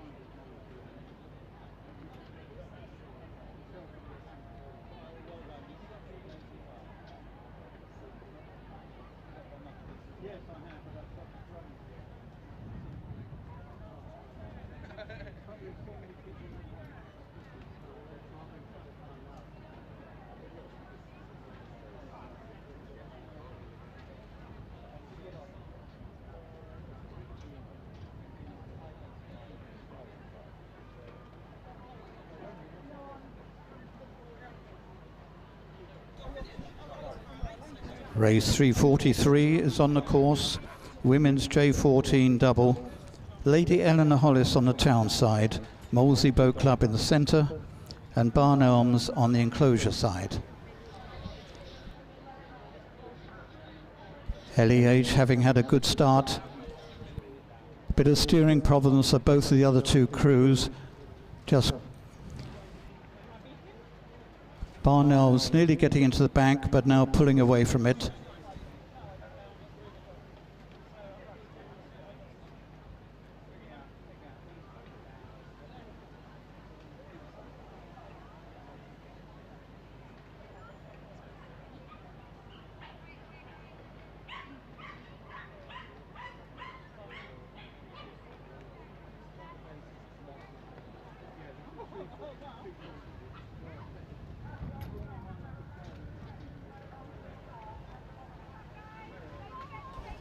LEH are going well, but they're heading towards the boys at the moment. Just pulling away from it. But Barn Elms have picked up well on the enclosure side and are closing up on LEH.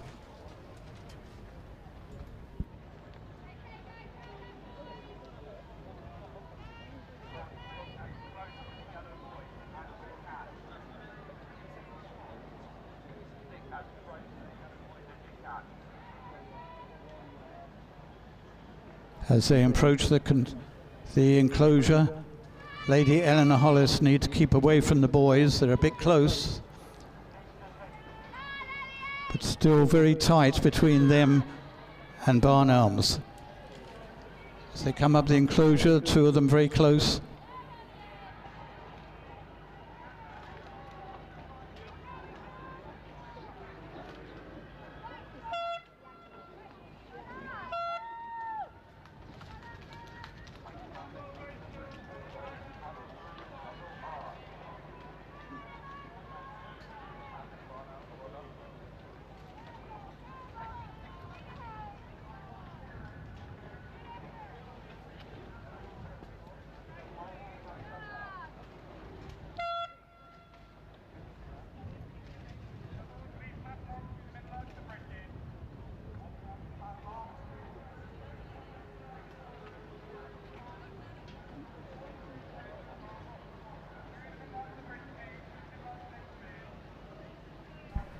The result of that race, 343. Lady Eleanor Hollis beat Barn Elms by 1 1/4 length, with Molesey 5 lengths behind.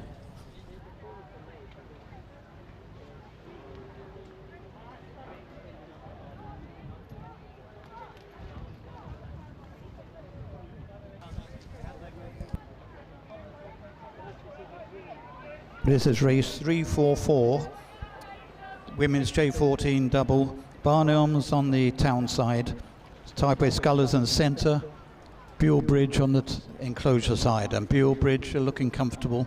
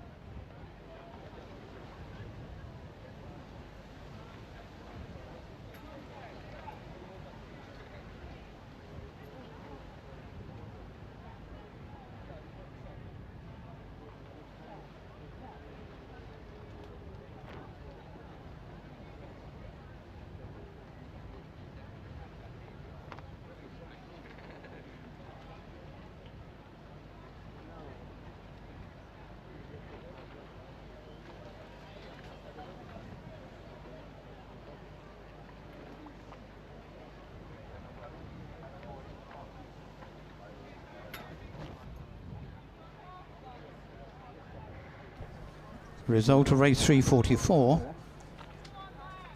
which was women's J14 double. Buell Bridge beat Tideway Sculler School by 3 lengths. Barn Elms 1 length further back.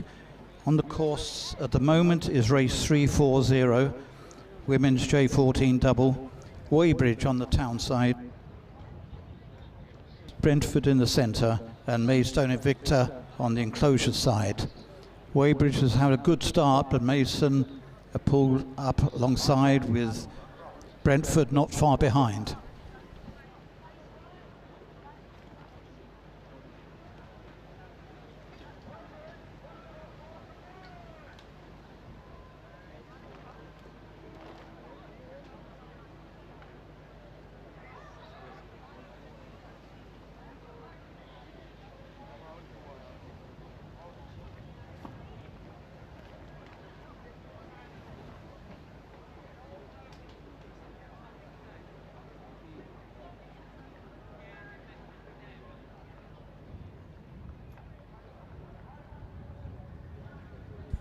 Brentford coming slightly out of their station, but now going back into their correct position, having been warned.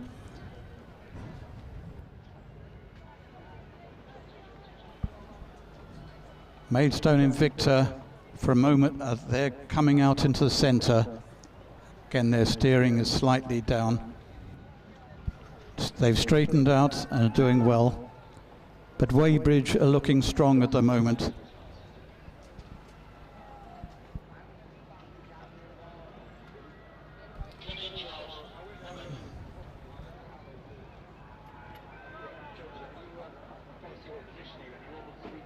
Weybridge are very close to the boys. They're going to have to be careful.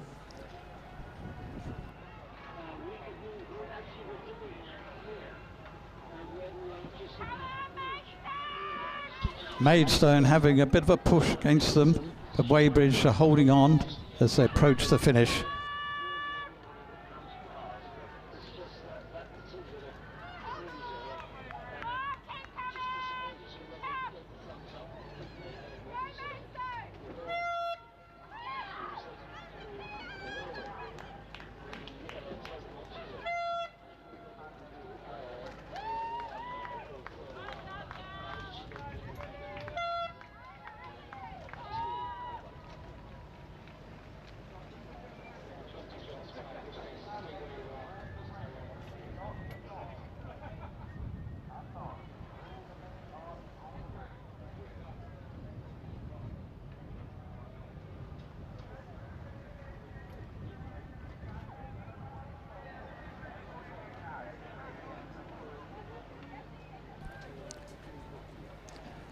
On the course is race 346, Silverton High School on the town side, Twickenham in the centre, Brentford on the enclosure side.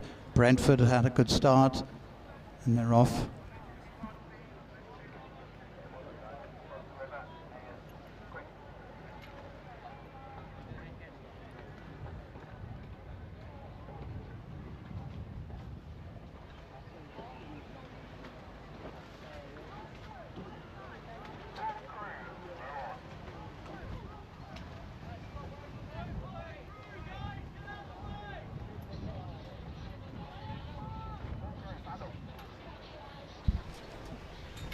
Correction, this is race 3.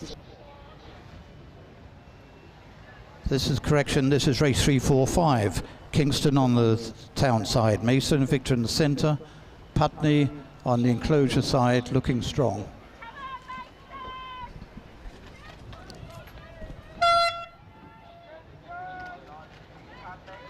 Result of race 340, which was women's J14 double.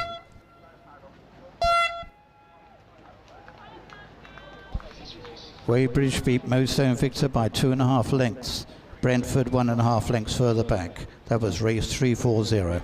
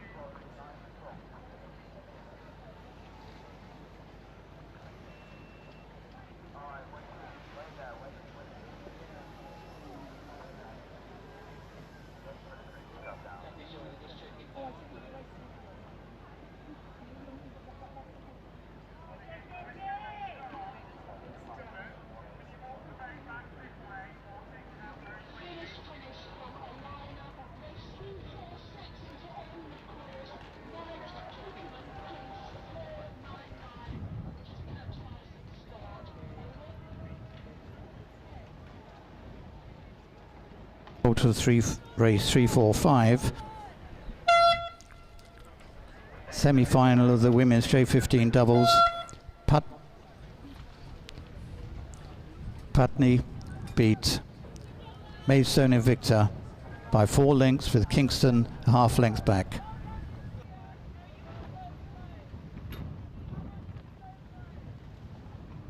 John, Twickenham had a capsize, so not rowed up.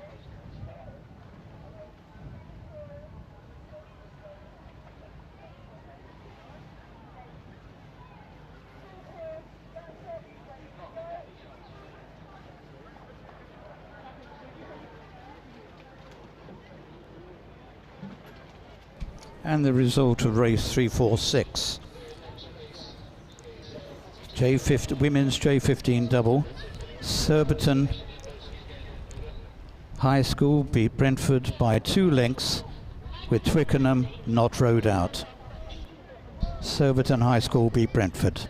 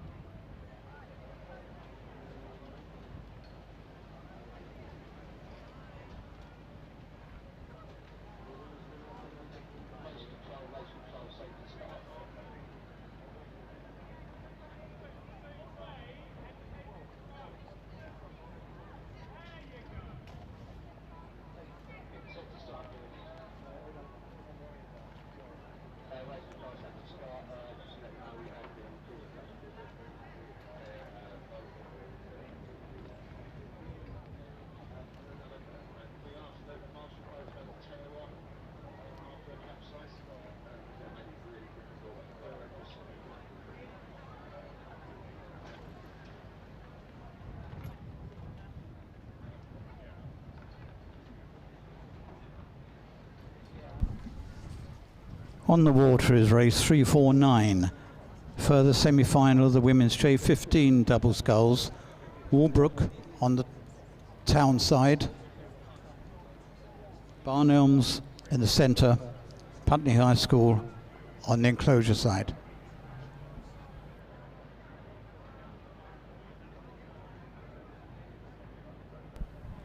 All had good starts and are very much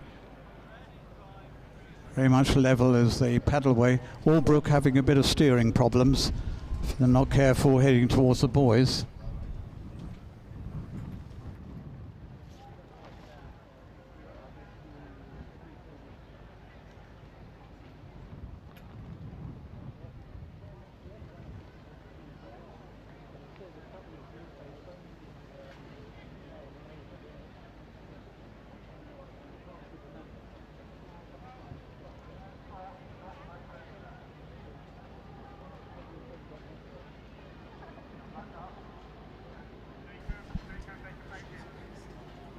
Yeah, the 3 crews doing very well at the moment. Barn Elms perhaps got it, but a little bit of steering issues. With Walbrook dropping back a little bit. Putney's High School very close to Barn Elms. Still tight as they come along the enclosure.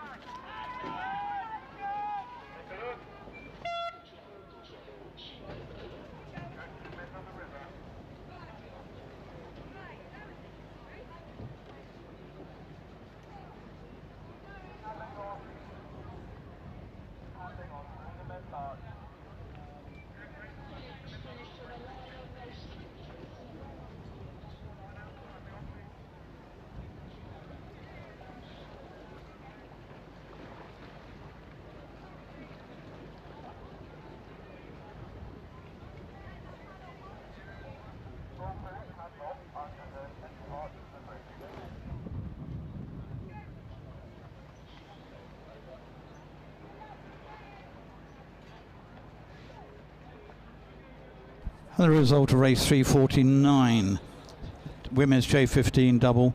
Barn Elms beat Putney High School by 1/3 of a length. Walbrook 1.5 lengths back. Barn Elms by 1/3 of a length.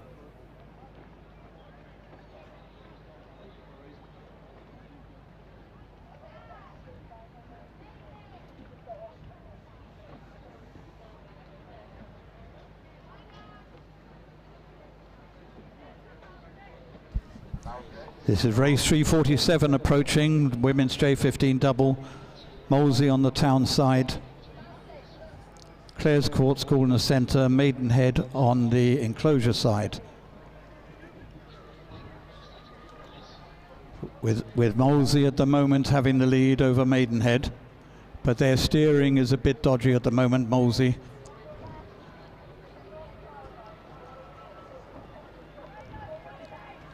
In fact, all three crews are converging on the middle of the river.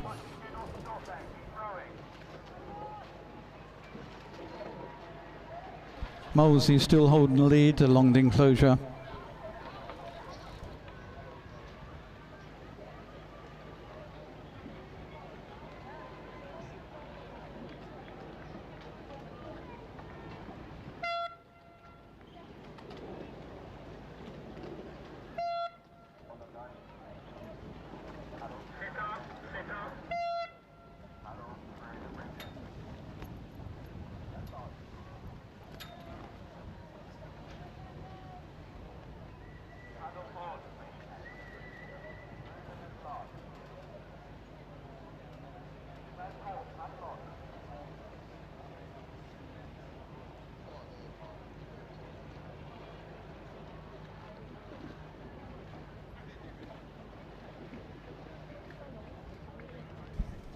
And the result of that race 347, women's J15 double, Molesey Boat Club beat Maidenhead by 2 lengths.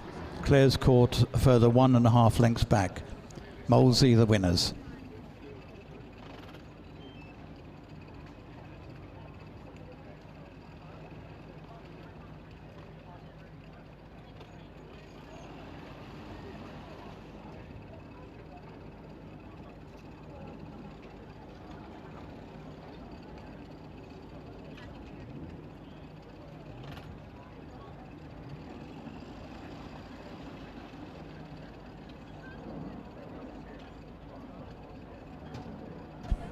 Lining up at the moment is race 348, women's J15 double sculls, the last of the semi-finals, with Walbrook on the town side and Barn Elms on the enclosure side.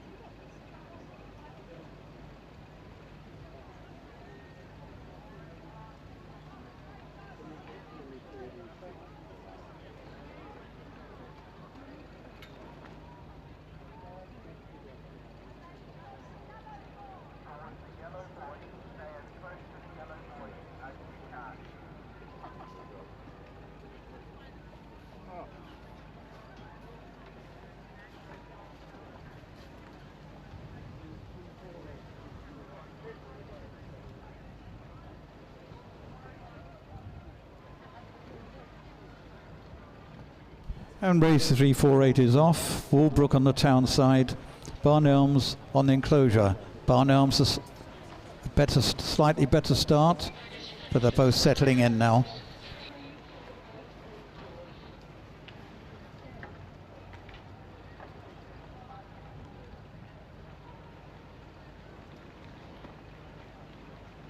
Early stages, the two crews are fairly level. Barn Elms perhaps with a slight lead, but they're steering, they're going into the back. They're going to have to straighten up.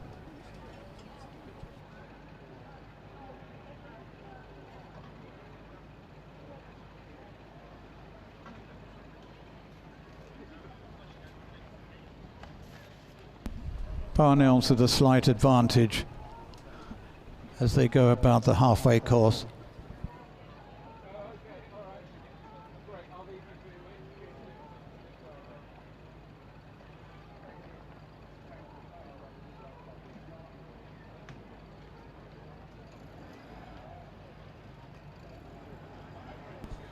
Barnelm still holding about a length lead as they approach the enclosure.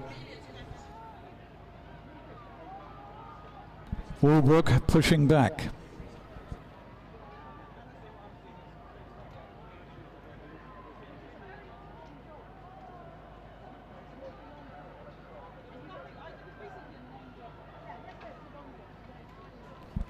Barnelm's holding off. They're going through a bit of dirty water at the moment.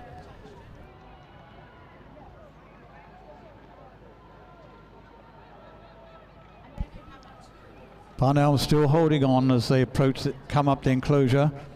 Walbrook not far behind.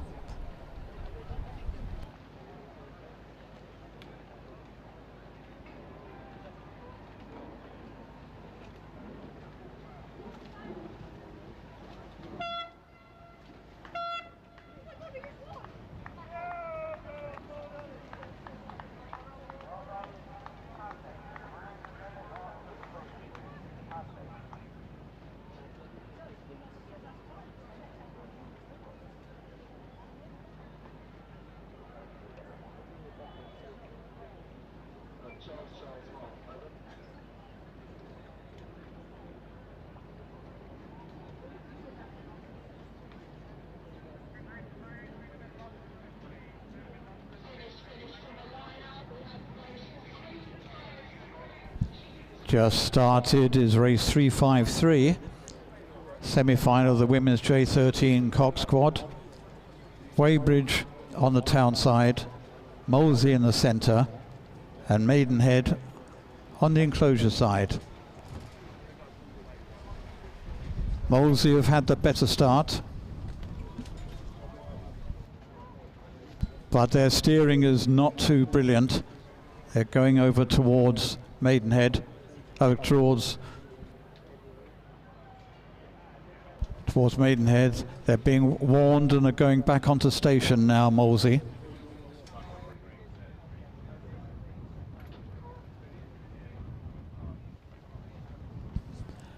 Little bit of dirty water. All three crews paddling well through it. Molesey holding on to a slight lead over Weybridge.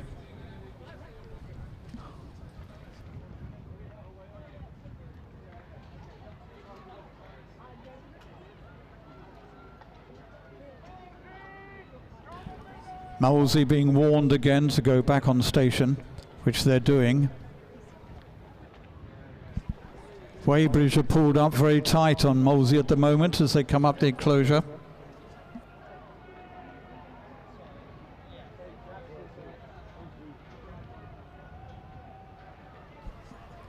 Molesey and Weybridge very close together.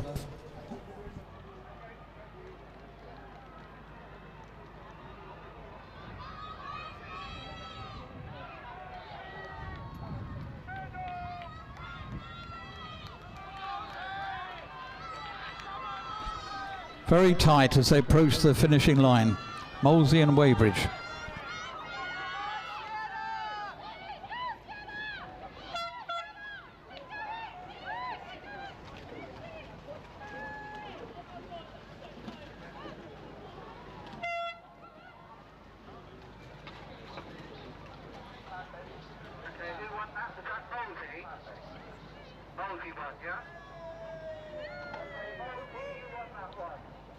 What was the distance?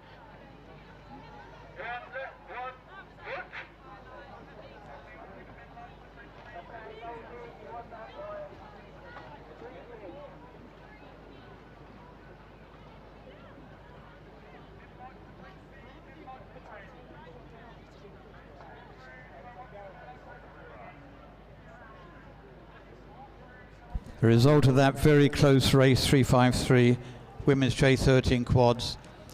Molesey beat Weybridge by 1 foot. Maidenhead 2 lengths back. So Molesey Boat Club beat Weybridge, race 353.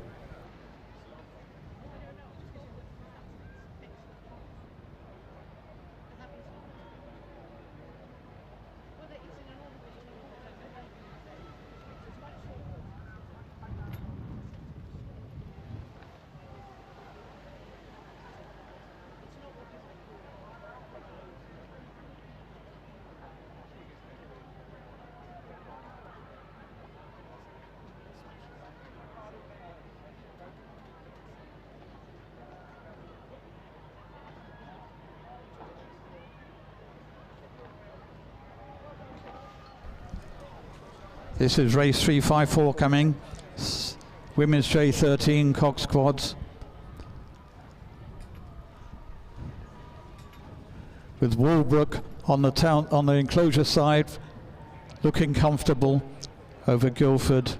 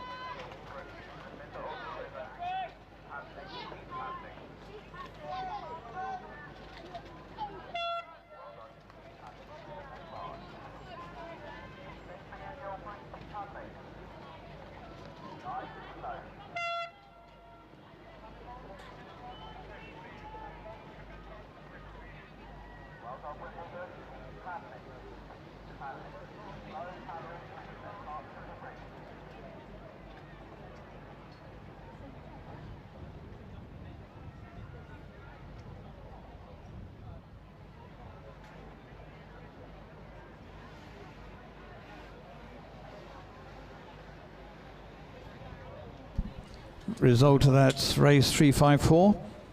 Women's J13 Cox Quad. Walbrook beat Guildford by 2 lengths, by 3.5 lengths, correction. Guildford were 2 lengths ahead of Wimbledon. Walbrook, the winners.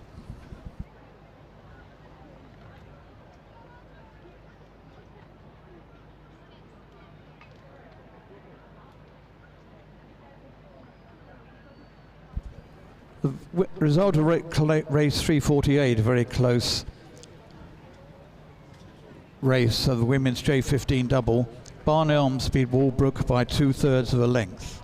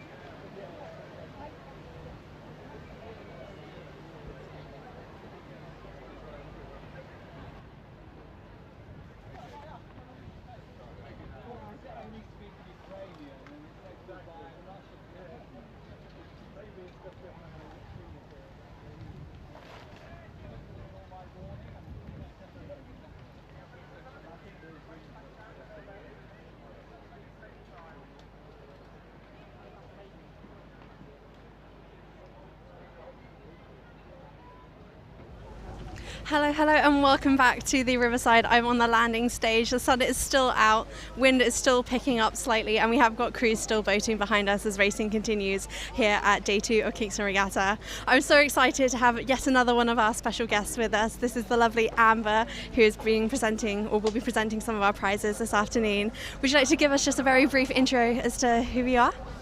I'm Amber Harwood. I started rowing at Kingston when I was 12 years old, which is a very long time ago now. I just had the best time. Won a couple world championships, won Henley recently, super fun. Just back to give out some medals and trophies to you all. Amazing. Now, what gave you the bug for rowing? How come you stuck at it? You said you weren't necessarily particularly convinced at first by it, were you? No. So I was kind of part of the Get Inspired thing with the 2012 Olympics a long time ago, and kind of my parents wanted to give me something to do in the summer, so I chose rowing because I saw that on the telly and stuff. So went and did the Learn to Row at Kingston Rowing Club, absolutely loved it, and then the rest is history. Yeah. And you said to me earlier that you also felt very nostalgic being on the banks here, remembering your Kingston Regattas. Any sort of particularly notable moments, either here at Kingston Regatta or sort of throughout your junior career? Rode into that bridge a couple of times as a junior, capsized in this river many times as a junior. Just every day at Kingston was a great time, and I wouldn't be where I am today without it. So raced here a couple of times, won here a couple of times, and loved every minute. Yeah, as I said earlier with Jessie, from Kingston Regatta all the way to the under-23 World Championships, so it does start here. Yeah. Now, very quickly, we should do a little bit of quick fire round, okay? Do you want to hear your hottest rowing opinions, okay? So we're going to start nice and easy. Sweep or sculling? Sweep. Okay, and are we bow side or stroke side? Stroke side. Ooh, oh no. Ooh, I'm a bow sider personally. Big boats or small boats? Big boat, so love an 8. You love an 8. Okay, a bit different to Jessie. Jessie is a firm lover of a pair. Really? Okay. Yeah. Just in an 8 together. No. I know you win Henley in an 8, but still she's still lusting after that pair. But I think she has had some success in a pair as well. Okay, yes. Next one from me: tiramisu or cheesecake? Tiramisu. Yeah. And what would you say your favourite post-race snack is? Saurine, classic, old reliable. Yeah, love to hear it. Right, well, I will let you get back to the tent to start presenting prizes to all of our winners here, and hand back over to the commentators who will take you through the rest of today's racing.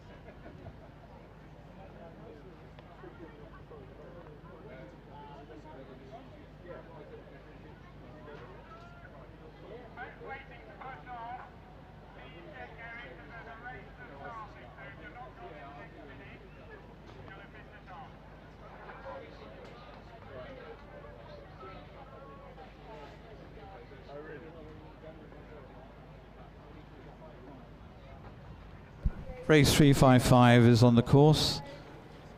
Women's J13 Cox Quads, Lady Eleanor Hollis on the town side, Wimbledon High School in the centre, Putney High School on the enclosure side. And LEH has made a very good start and has got clear water at the moment. The other two crews are rather closer together.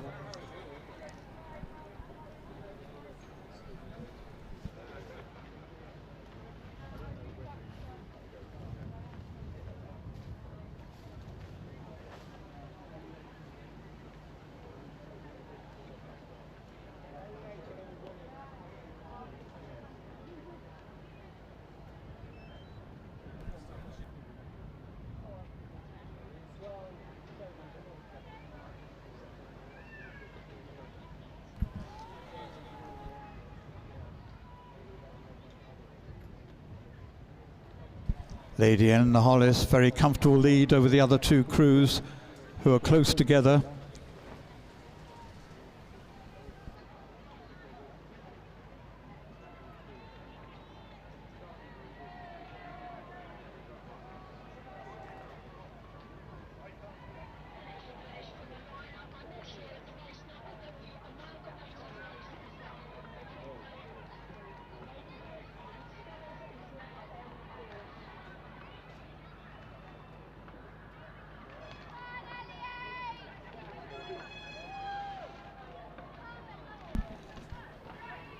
LDH comfortably ahead as they approach the finish.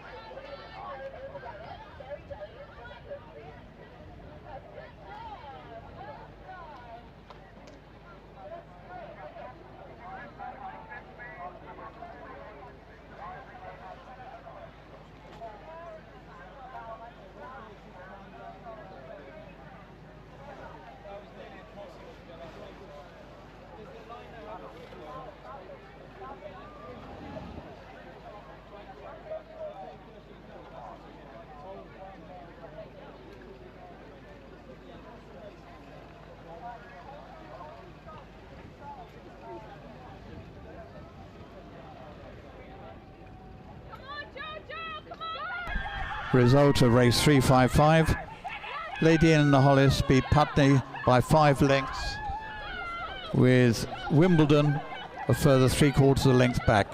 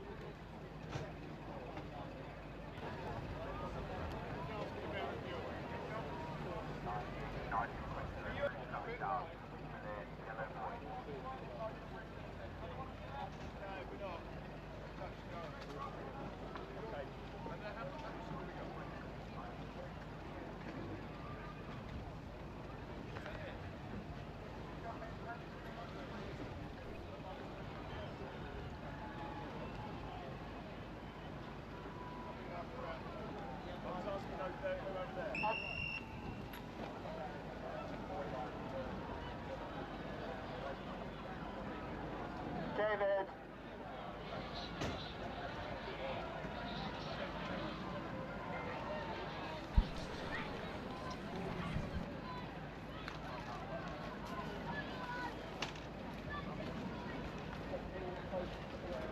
Result of race 371.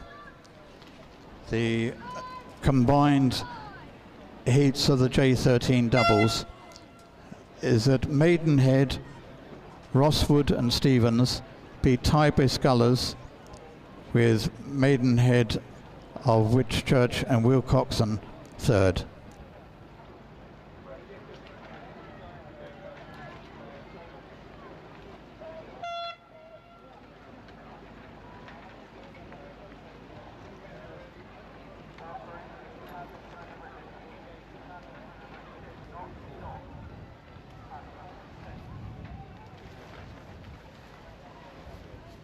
I want to start here now.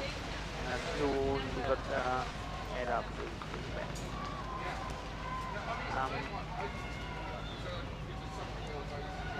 Okay, Ed, they're gonna switch to you. I can't land here. I'm coming. No, the boat's there. Yeah, I'm coming. Ed.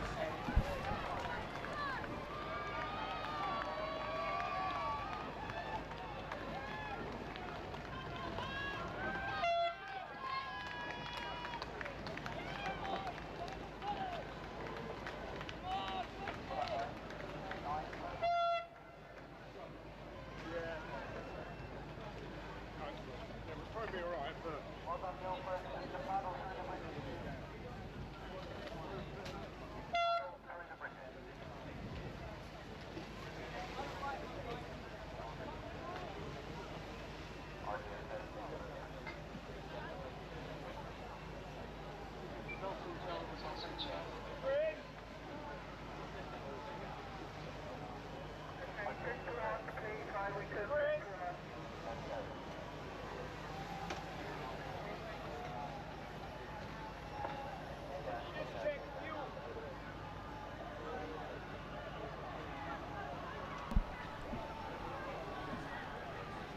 This is race 360 coming, J15 Cox quads. Maidenhead on the far side, Brentford in the centre, Molesey on the enclosure side.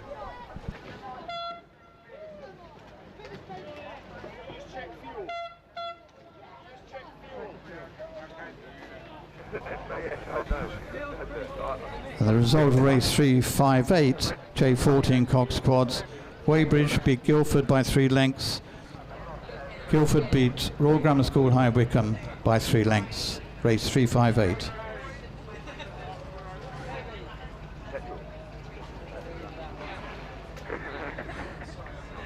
For Mark, this is nothing. No complaints about error. Okay, Ed, I want to switch to you and leave you on.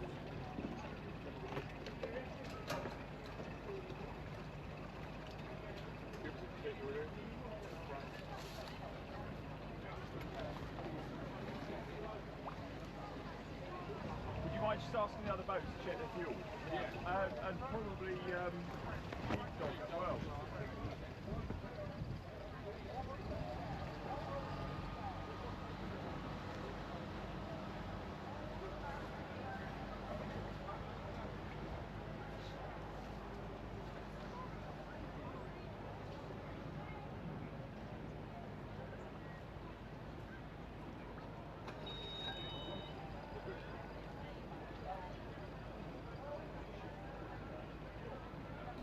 The result of race 360, J14 quads. Molesey beat Brentford by 1.5 lengths, with Maidenhead were third.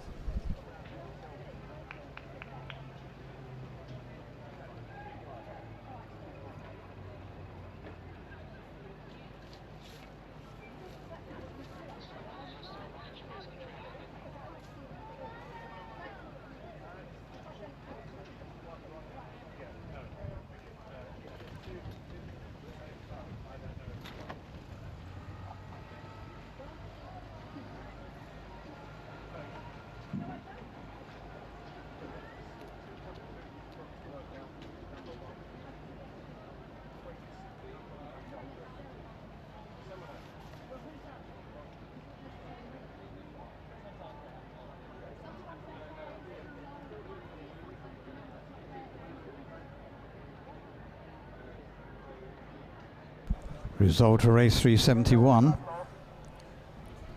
J13 doubles, is that Maidenhead, Ross, Wood, Stevens beat Tideway Scullers, who beat Maidenhead, Whitchurch, Wilcoxon.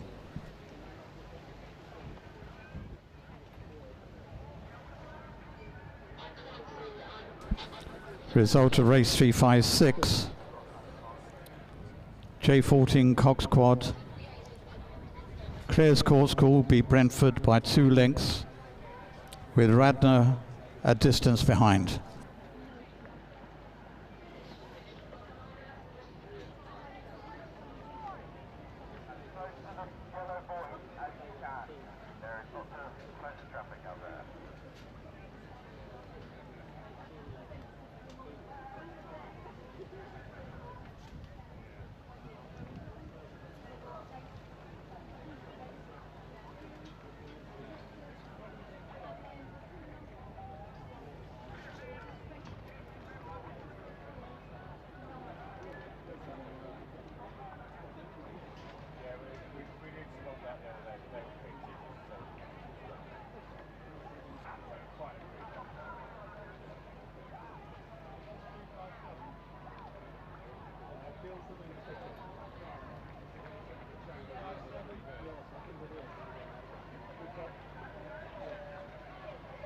This is race 357, J14 quads.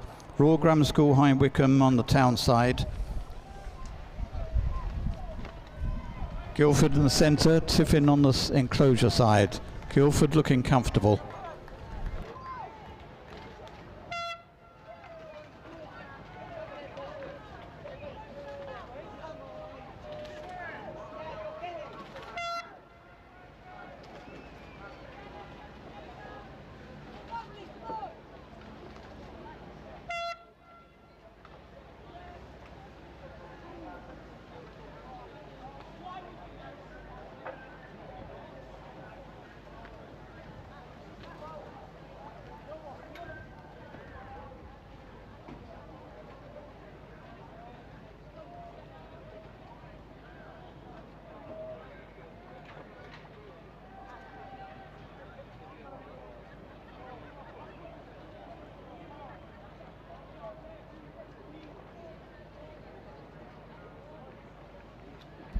Result of race 357, J14 quads.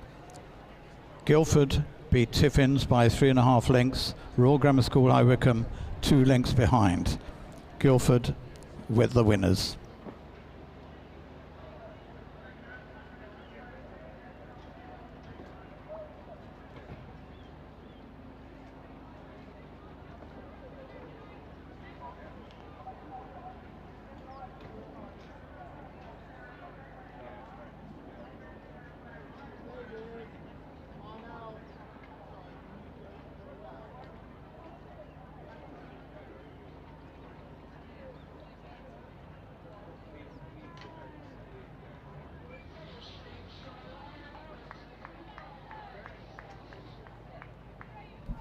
Race 359 is on the course. J15 Cox quads. Royal Grammar School, High Wycombe on the town side. Kingston Rowing Club in the centre. Guildford on the enclosure side. At the moment, Guildford looking strong, although getting a little close to the bank. RGS High Wycombe a second, about a length down. With Kingston at the moment a little out of it.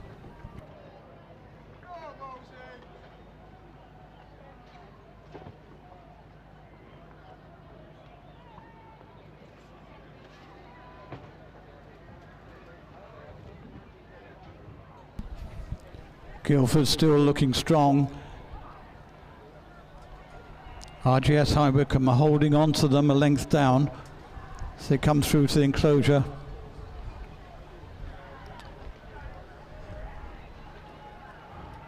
Both crews winding it up for the finish. Guildford looking strong.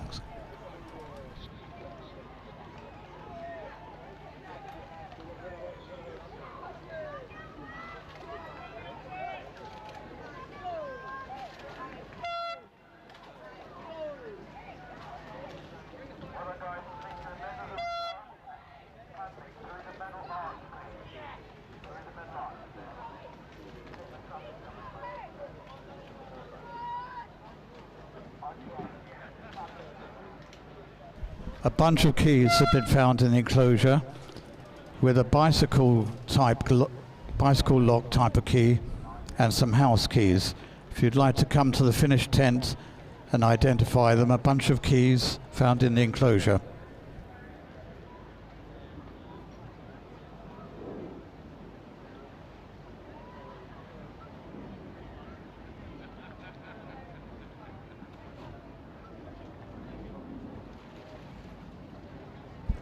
Result of race 359.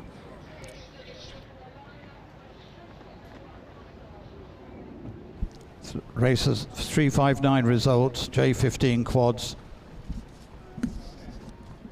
Guildford beat RGS High Wycombe by a length and a half. Kingston were a further 4 lengths behind High Wycombe. On the course is race 361. Another semi-final of the J15 quads. Clare's Court School on the town side, Tiffin School in the centre, Radnor House School on the enclosure side.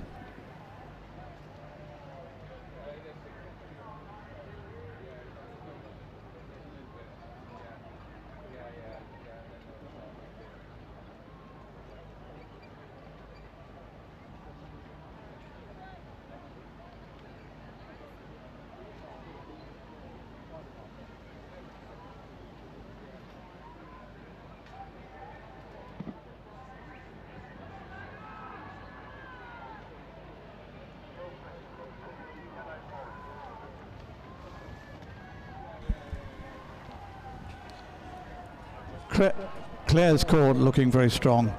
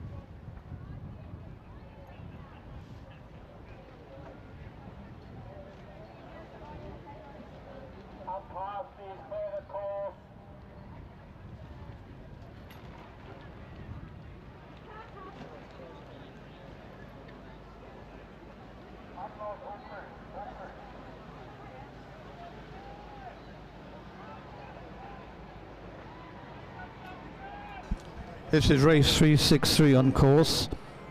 Semi-final of the women's J14 Octos. Surbiton High School Jones on the town side.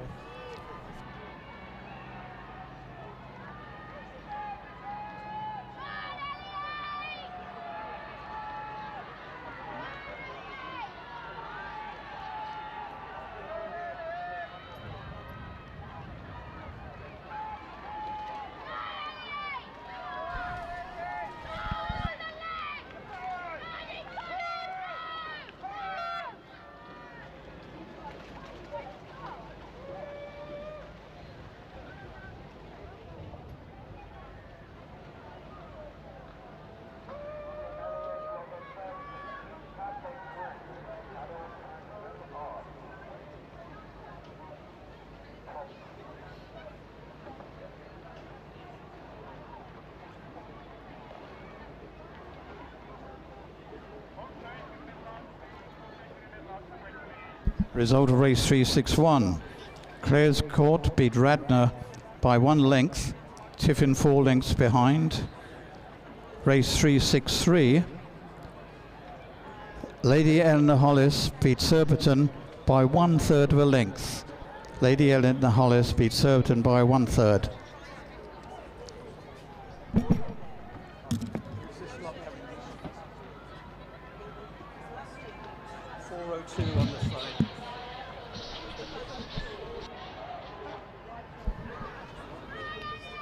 This is race 364, Lady Eleanor Hollis against Putney High.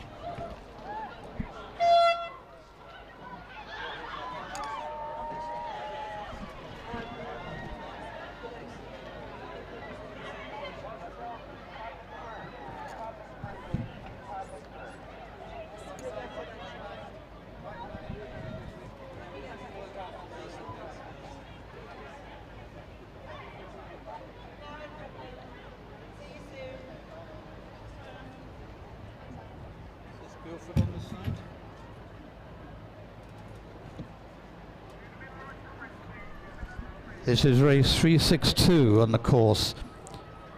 Women's J14 quads. Surbiton High School on the town side and Guildford on the enclosure.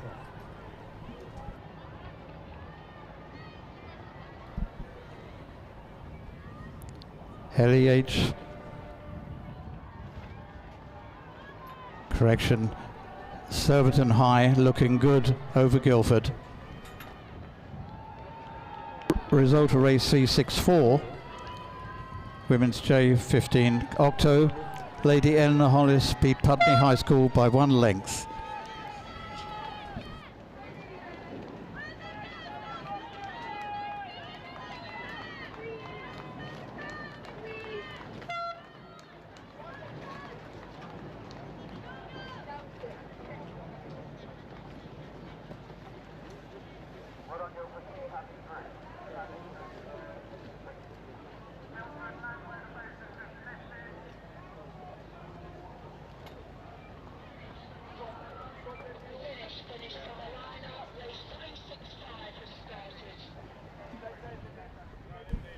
Result of race 362, Surbiton beat Guildford by 3 lengths.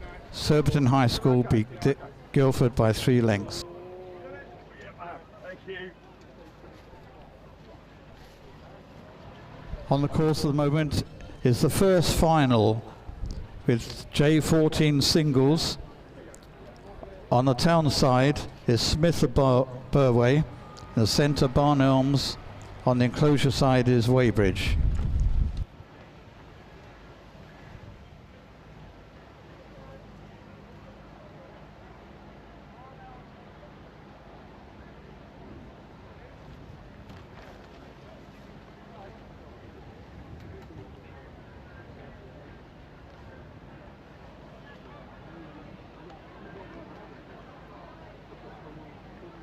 As you get into the finals, please, you can save time when picking up your trophy marker if you come and get your crew list checked. Just someone, not the whole crew, come to crew registration to check that the crew list is as published.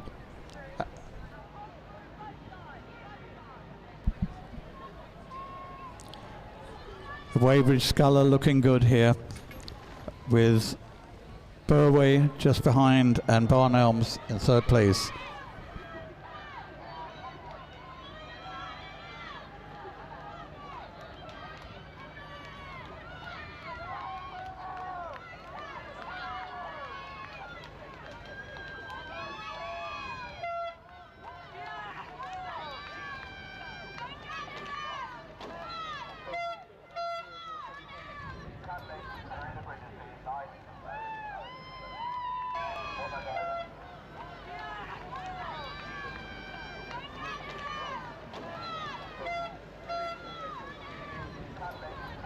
Some motorbike keys have been found in the car park, and the registration is LC21KYG, LC21KYG motorbike ignition keys.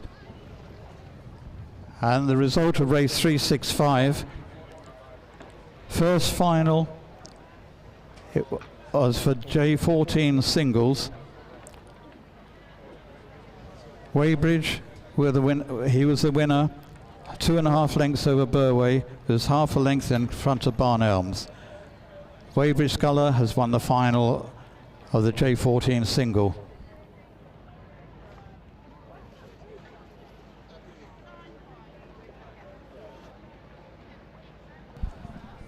We still have another bunch of keys, one of which looks like a bicycle lock, and then some Yale type house keys, and the motorbike ignition keys, motorbike LC21KYG.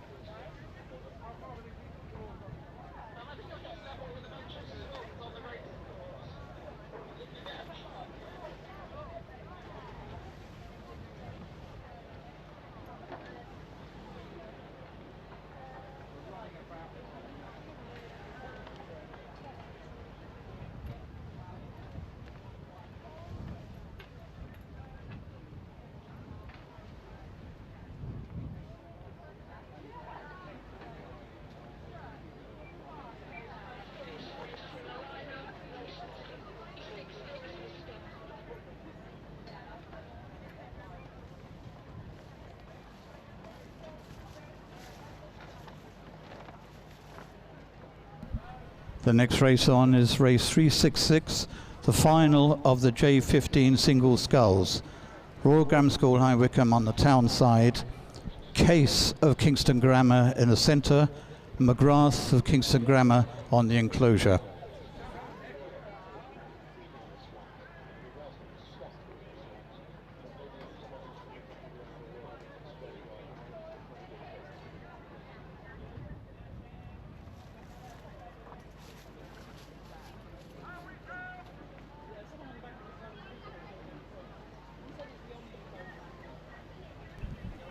If you can hear me beyond the enclosure, some people feeding the swans, please stop, because you're pulling the swans onto the course, and the regatta has to stop if there are swans on the course. So please do not feed the swans for the sake of the regatta. Thank you.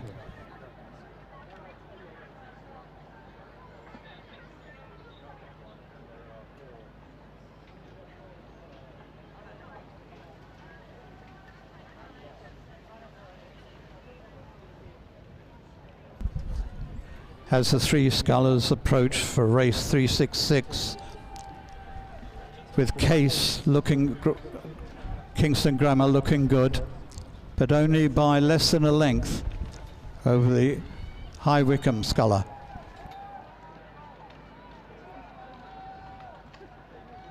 Very close coming up to the finish.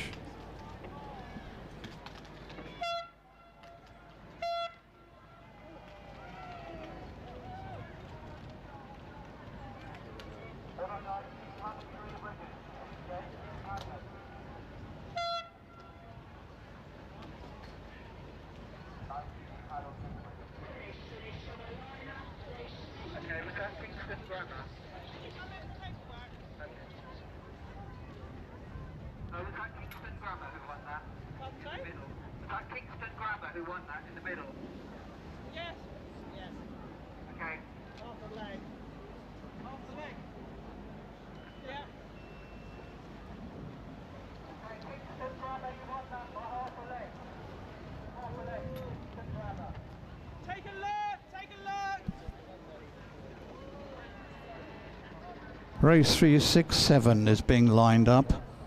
This is the final of the women's J14 Band 2 double sculls.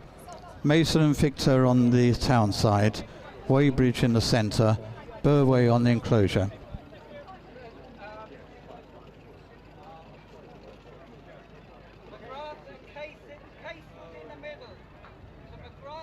Three scullers feel very close together.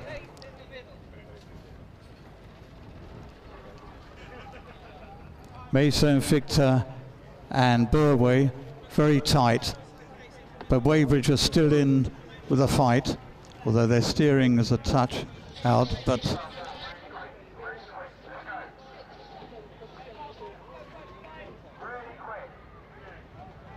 Mason and Victor just pulling away a little bit.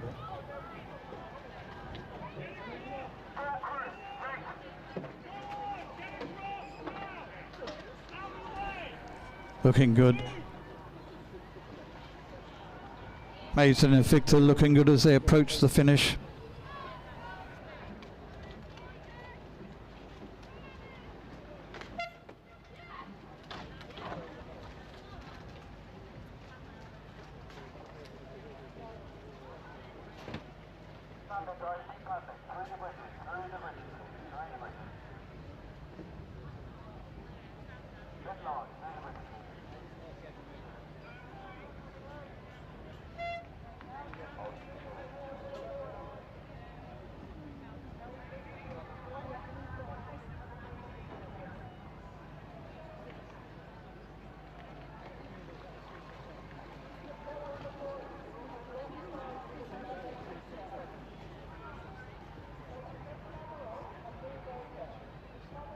With 367 is still on the course, correction. That was race 368 just finished. 367 getting caught up with the swans.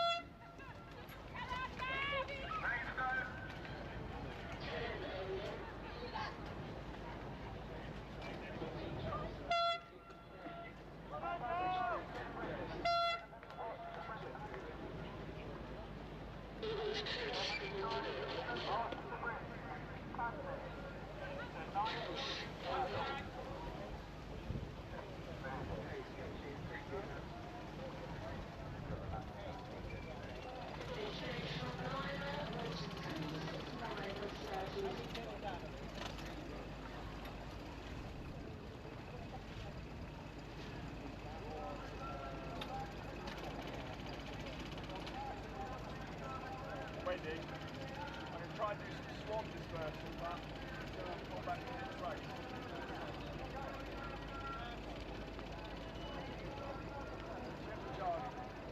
Hold back a race. This is race 369 on the course, women's J15 double. Surbiton High School on the town side, Putney on the enclosure side.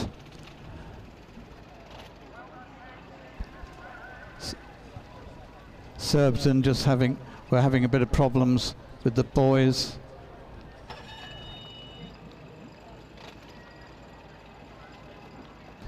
Putney coming up through the enclosure comfortably.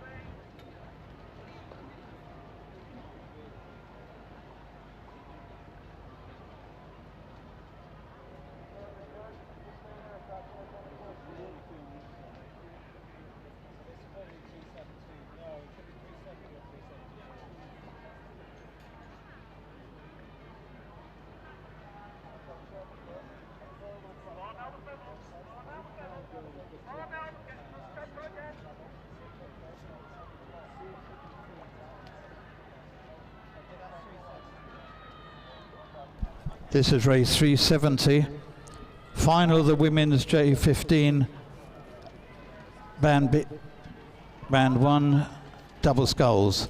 Barnelms on the town side, Westerby, Kostuik, Barnelms, Barnes, Belinsky on the centre, and Molsey on the enclosure side.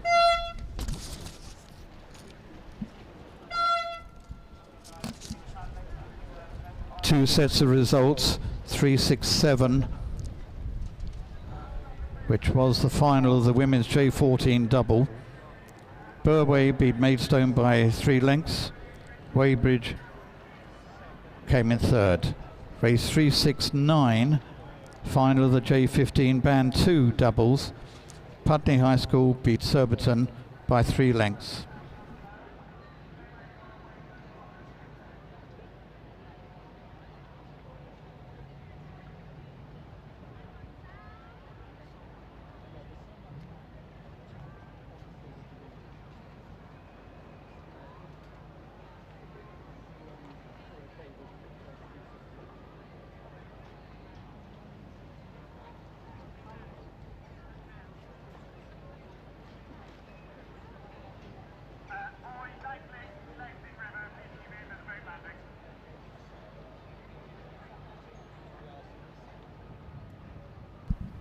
Result of race 370, final of the women's J15 band 1 double.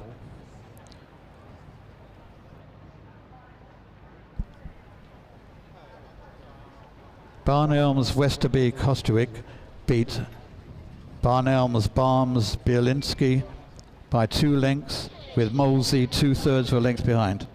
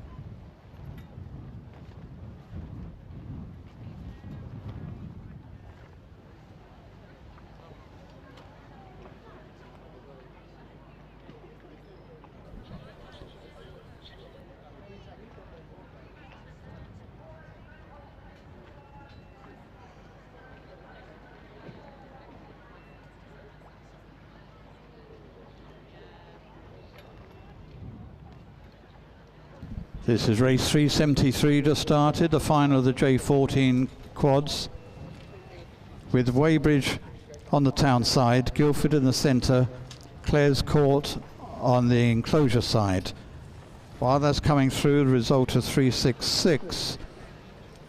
Final of the J15 singles. There's a case of Kingston Grammar. Case of Kingston Grammar beat Royal Grammar School High Wycombe by half a length, with McGrath of Kingston Grammar third.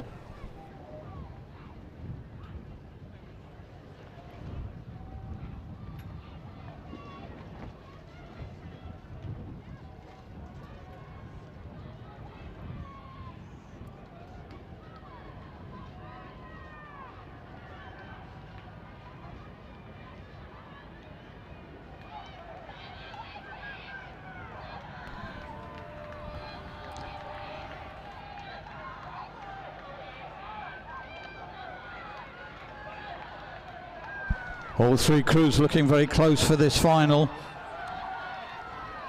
as they approach the finishing line.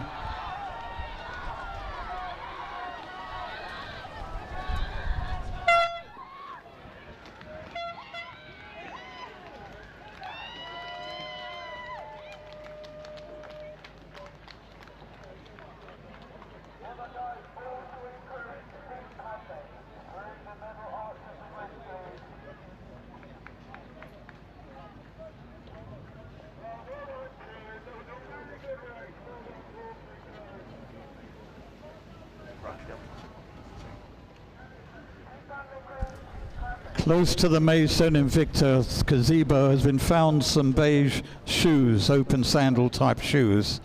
Pair of shoes, beige.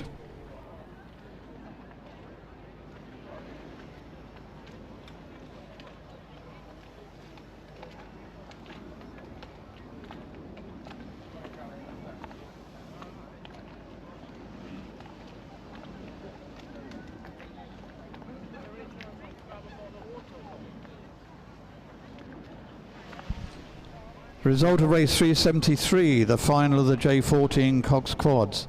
Weybridge beat Guildford by half a length, who were half a length ahead of Clare's Court. Weybridge by half a length from Guildford.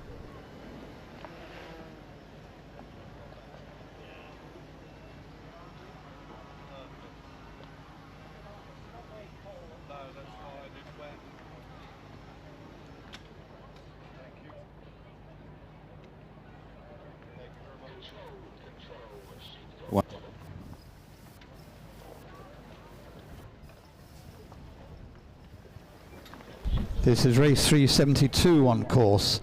Women's J13 quads final. Lady Eleanor Hollis on the town side. Walbrook in the centre. Molesey on the enclosure side.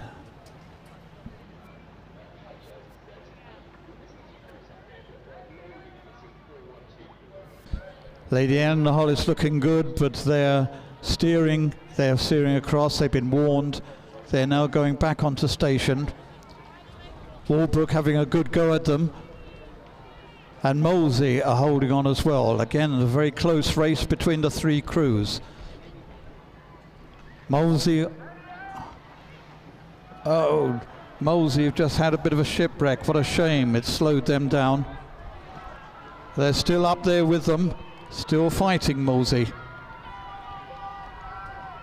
With Lady Eleanor Hollis on the town side. Very close between those two. Molesey have picked it up again.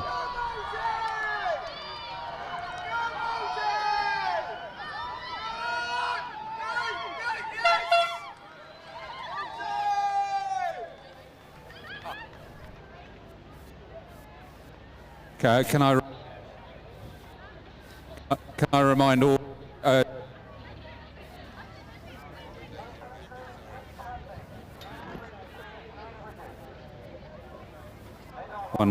Can I remind all winners to come down to collect their chit from the officials' tent and then come down to the trophy tent, which is at the upstream end of the regatta enclosure. We're a short start.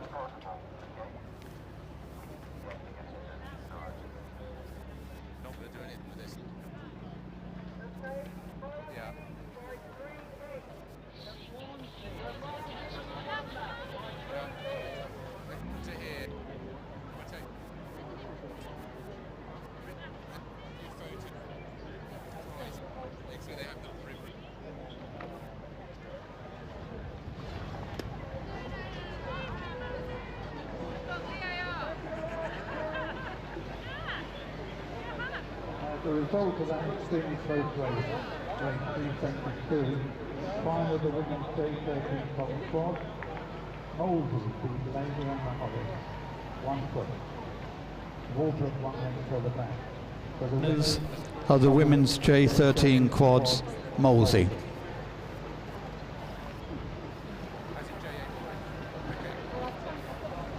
We are going to present our first prize this afternoon to Jay Batchelor from Weybridge, who won the J14 sculls, and delighted that Amber Harwood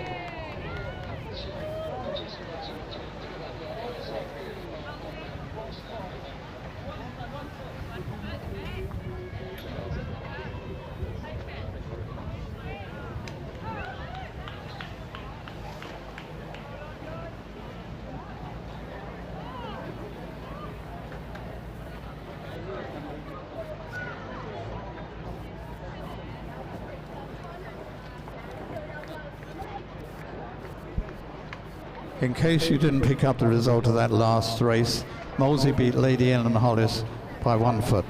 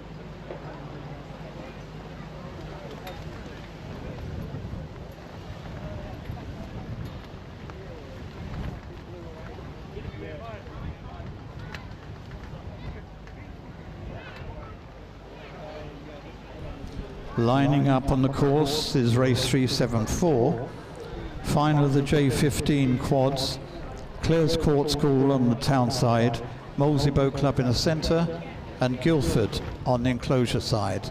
They're just getting lined up at the moment.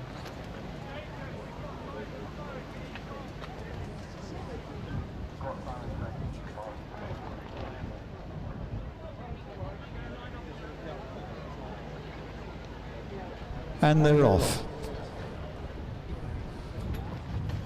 Very good start from all three.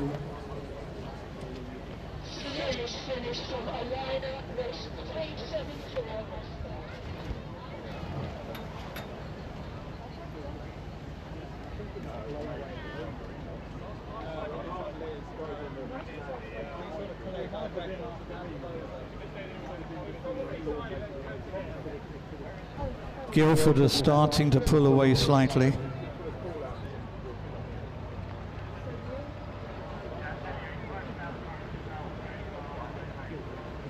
Could someone from a representative Guildford Rowing Club please come to the judges' tent? Guildford Rowing Club representative. I know you've got a crew in the final at the moment, but we need to have a chat with someone. Guildford are doing well at the moment on the water, pulling away.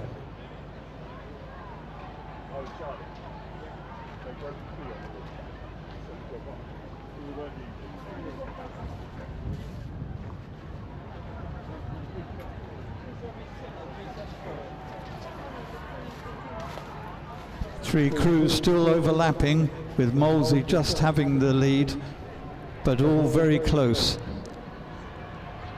They've managed to navigate their way through the swans and are now coming up to the enclosure. Guildford looking good. Still overlapping though, Molesey only half a length down, and Guildford, Clare's Court not far behind Molesey.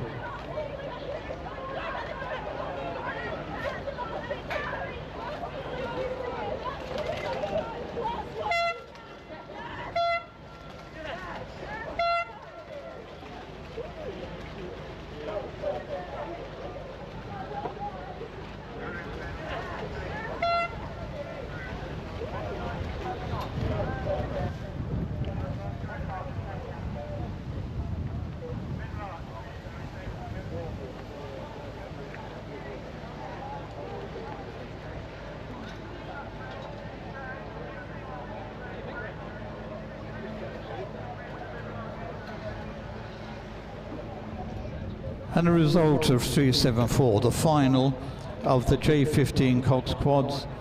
Guildford beat Molesey by half a length, with Clare's Court a further half a length behind.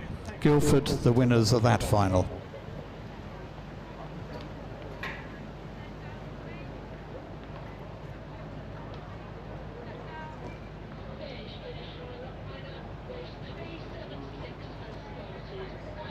On the course is race 376, final of the J13 Octo, with Molesey on the town side and Guildford on the enclosure.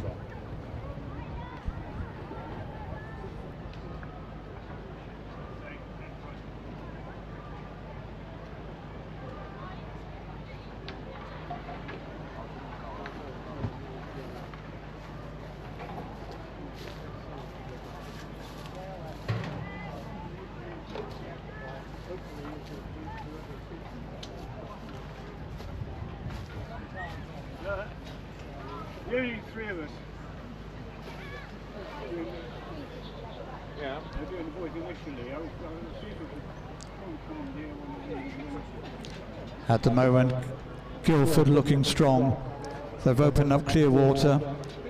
They're being accompanied by a swan in the air who's pulled away from them. So I think if we go down the other end, we can pick up the green buoy now. Yeah. And we come in.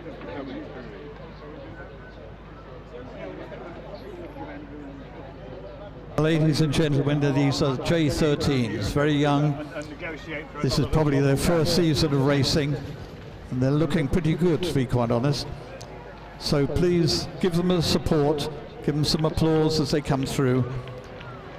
This may be one of their earliest regattas in their rowing life, so well done to them.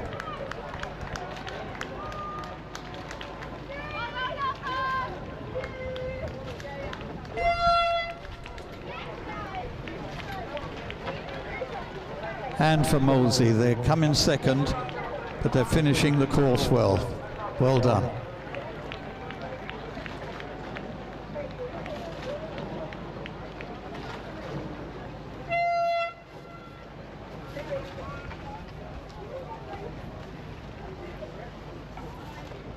While we're waiting for the next race, just a reminder of the lost property we're holding.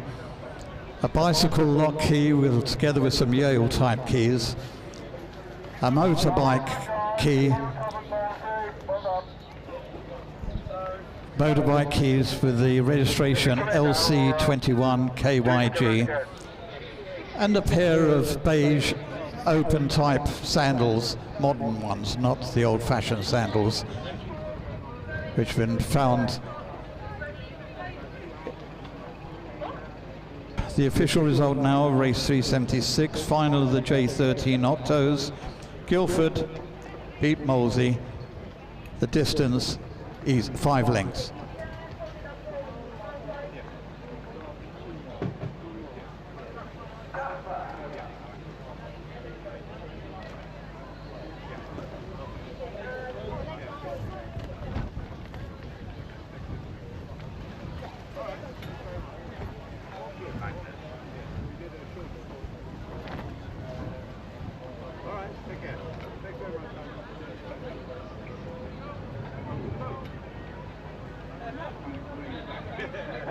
LEH, can you get to the start as quickly as possible? You're late.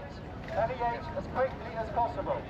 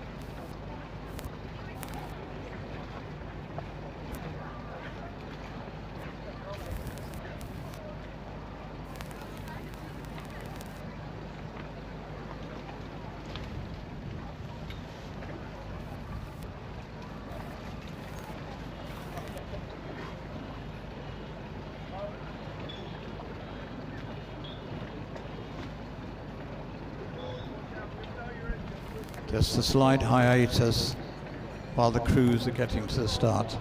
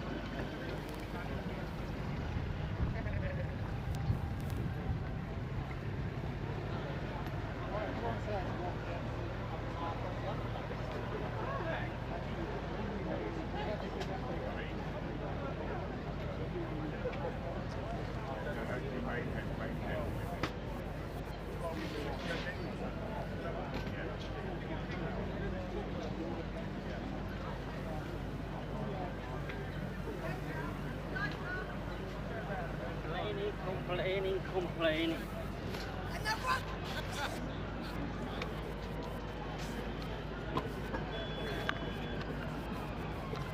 Oh, fuck. This is Mike's work. I can tell.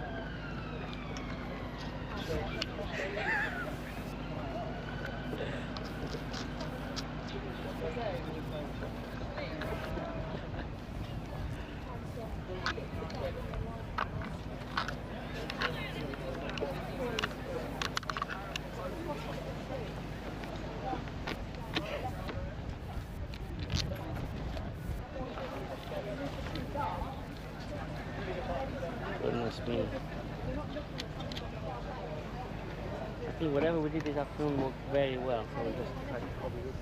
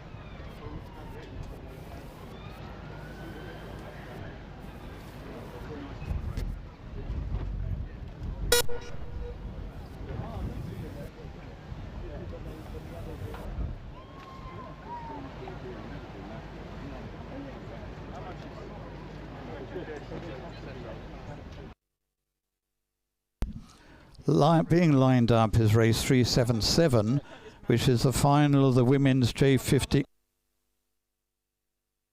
The final of the women's J15 eights.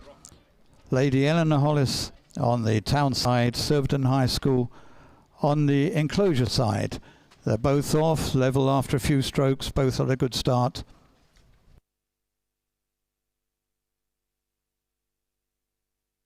Lady Eleanor Hollis with a very interesting arrangement of their rigging.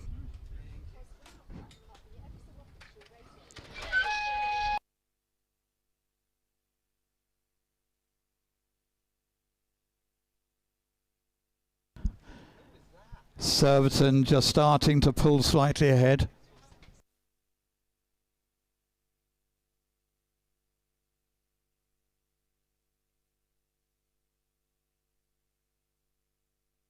Still about half a length in it.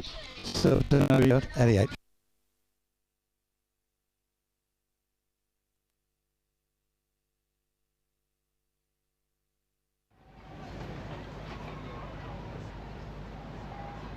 As they approach the enclosure, Surbiton still is in the lead, but LEH is still overlapping.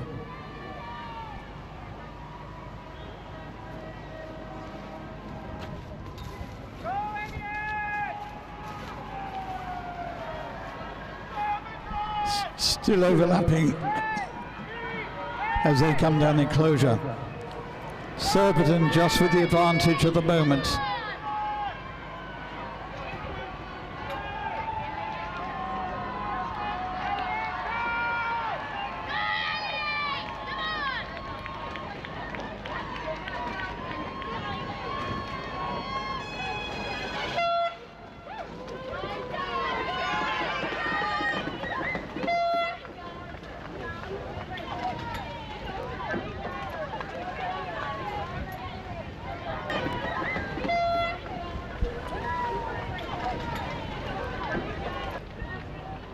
And the last final of the day is off.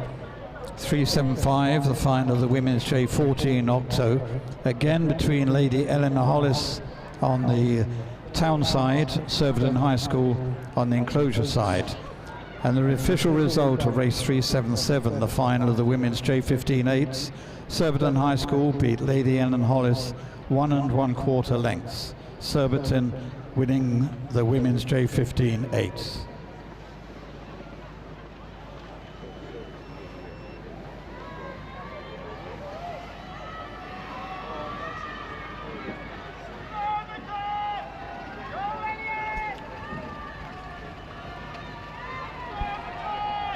And at the moment, Surbiton are holding on to a fairly clear lead over LEH. Both crews sculling very well. These are 14-year-olds. The standard of sculling is very good.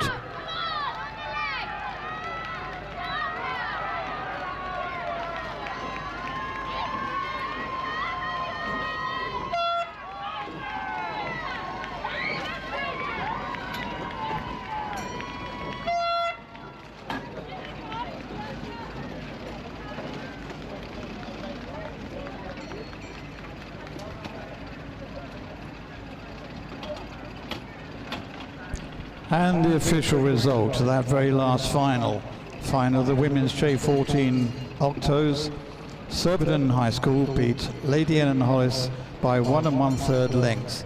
And by doing so, Surbiton High School have won the Victor Ludorum for today. So when you go to pick up your other pots, don't forget to pick up the Victor Ludorum Surbiton High School. Well done.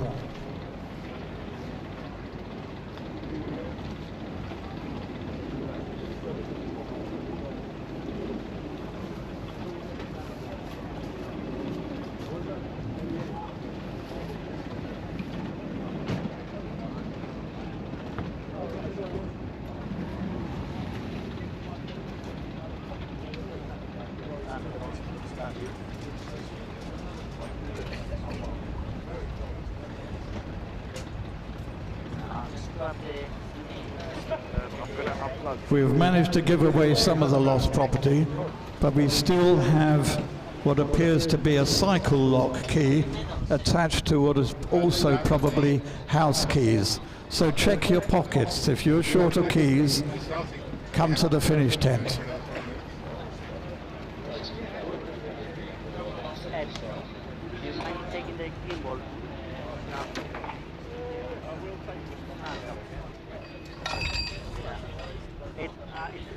Yeah, it's all self-power. Medals are that way.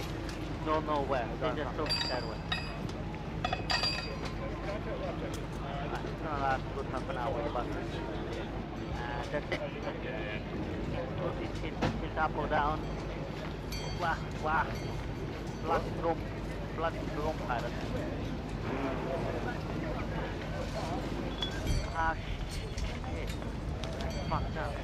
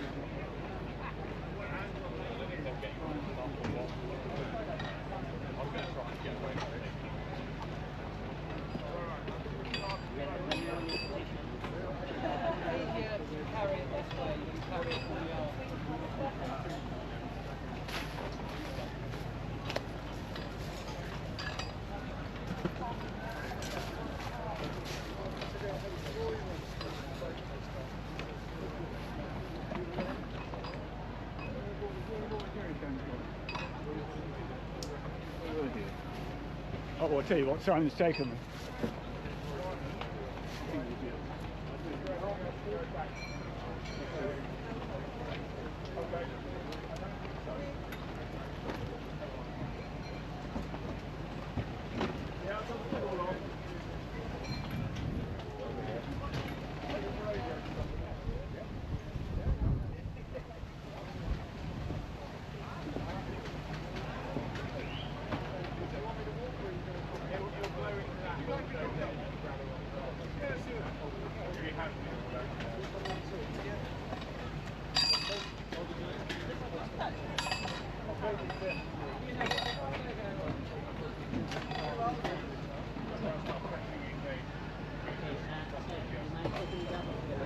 You're going to help them get those.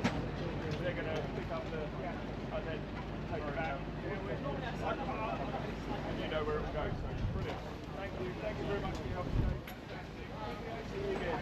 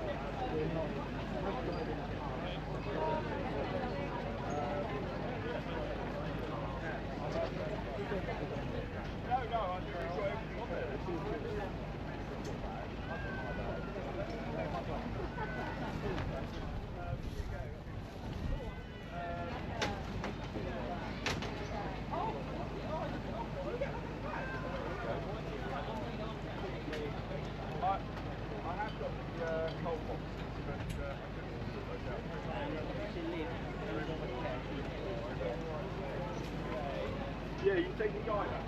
No, I can take yourself back and I'll take another one back. Okay. Right, so on the whole, you're pleased with it. You're hanging around? I wasn't going to hang around, but I can leave you here.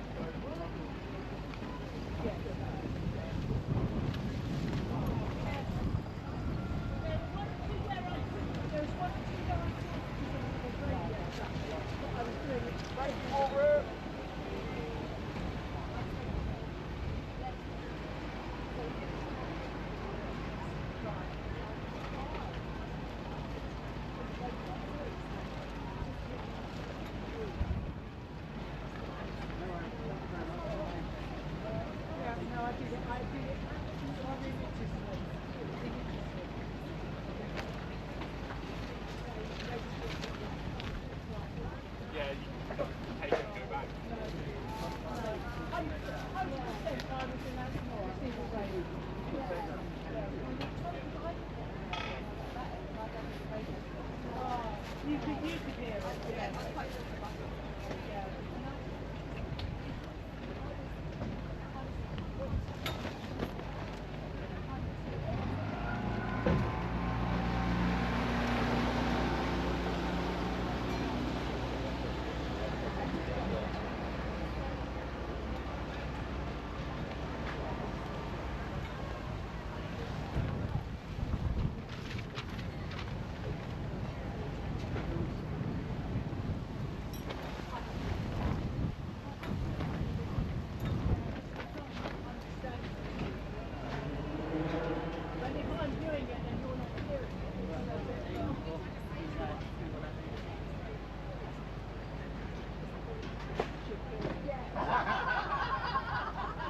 She might say a rude word, but she'll get her sent home. Yeah? No, it wouldn't, because it's far too big, I'm far too tired. Unless you've got some, I mean, you can have a child next to you doing it.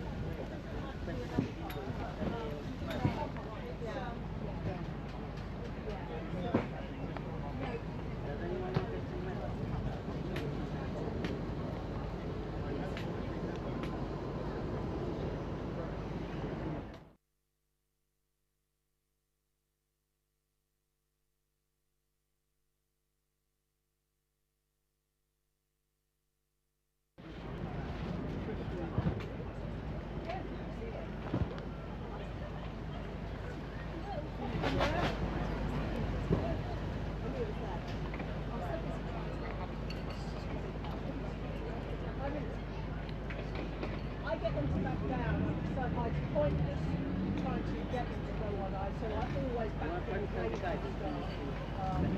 That's the only way you can do it. Well, do you know what? Were they like perfectly? No, they were not. Did the coaches behind it care? No, they didn't. They were just both of you running. Did it make a difference to the outcome of the race? Absolutely. Hey, do you mind So let me say this.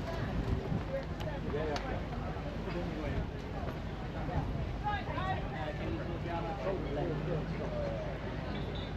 The smaller wing, remember. Not the whole thing in the front. The other thing in the back.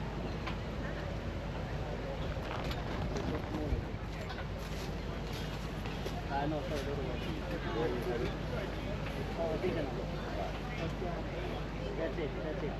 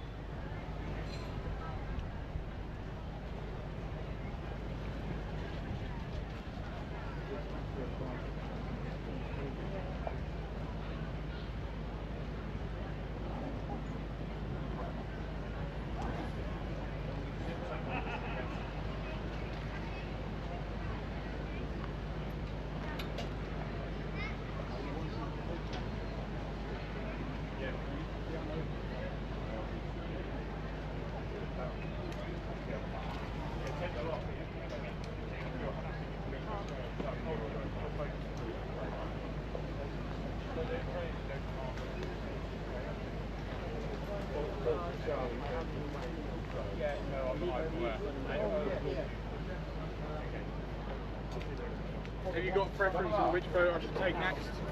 I can take the three that are tied together and just take all three if you want. I don't know, because I need one to go back. There's two others.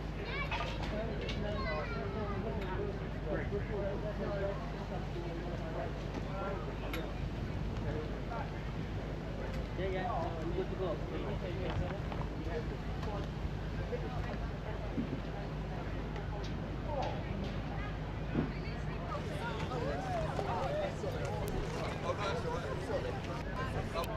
Okay, are we? Is the live stream on? Okay, so we got here. It's the Surbiton J14 Octo. I saw them just race. It's a fantastic race. You look really good, girls. Well, congratulations. congratulations on your scar. You had a good race. You're up against LEH, and you both look really, really good. We're very lucky today. We've got Amber Harwood here today. About 8 or 9 years ago, Amber was probably in the same race, racing for Kingston. Amber has since gone on to win 4 national schools titles. She went off to Texas University. She's won a World Under-23 in Canada. I witnessed that race, and I also witnessed her winning Henley Regatta last weekend in the intermediate women's 8. So it's great to have Amber here today, and she's going to present the cruise. Okay.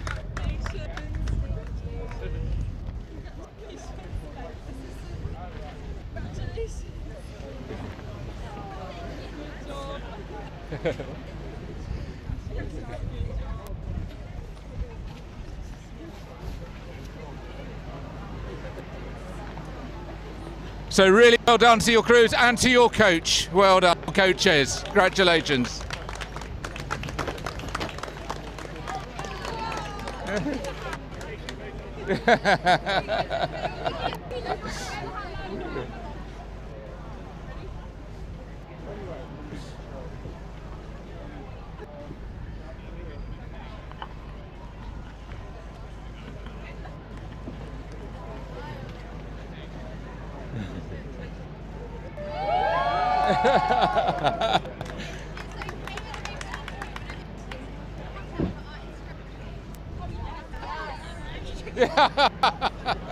Serve it to one of the to the door.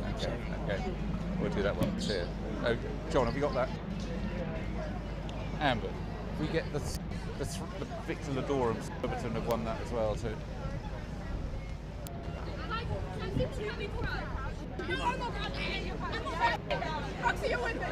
Surbiton have also won the Victor Ladorum, so I'll present that now as well. Okay. But after this.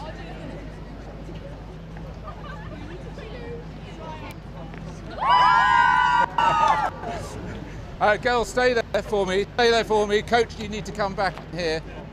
Okay. So we have Victor Ladorum for the club or school who has the most winning seats in the day.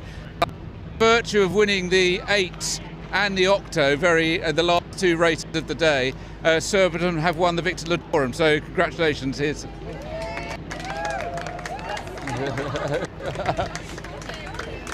So you get to keep everything apart from this one. Thanks very much. Okay.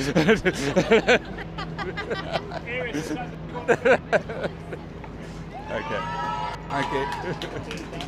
Yeah. Okay. Oh, good. Molesey, Amber's from Molesey, so that's yeah.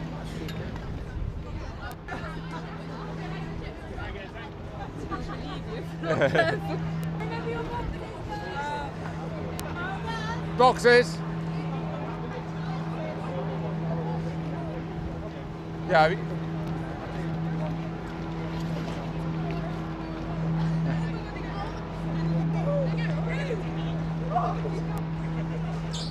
Well done. Well done. Well done. Okay.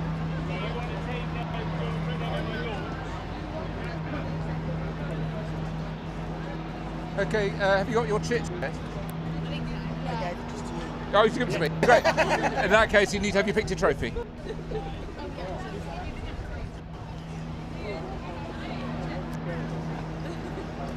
J14 quad.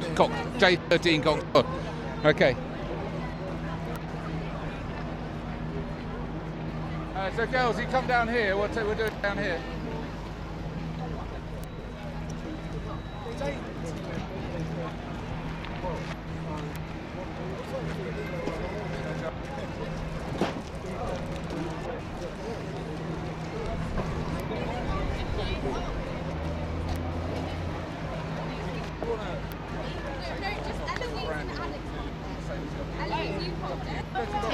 I've already got your. Okay, don't worry. Leave it. Okay. Yeah, fine. It's fine. So congratulations to Molesey, who's won the girls J13 Cox quads today. They're going to be presented their prizes by Amber Howard, who used to be of Kingston Juniors, has won all sorts of things in the world, Henley, national schools. She won in for Molesey and a UL composite crew last week. So it's nice that the Molesey person is presenting the Molesey tankard to this winning crew. Well done, girls.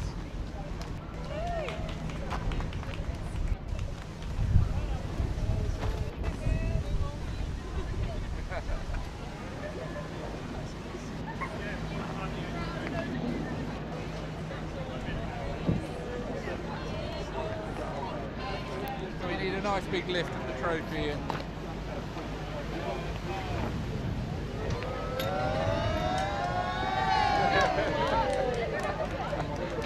Congratulations, girls. So you get to keep the tankard. You said I it's just no said that. go. Thank you very much. He said if we win.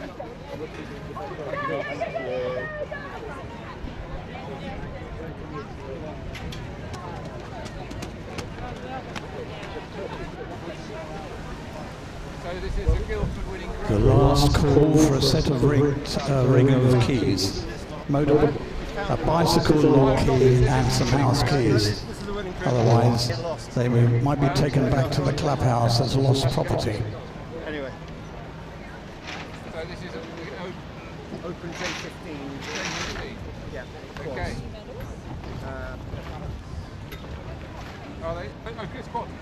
Quads, yeah. Okay. Not two for coming. Okay. Have you chosen which trophy you want to lift?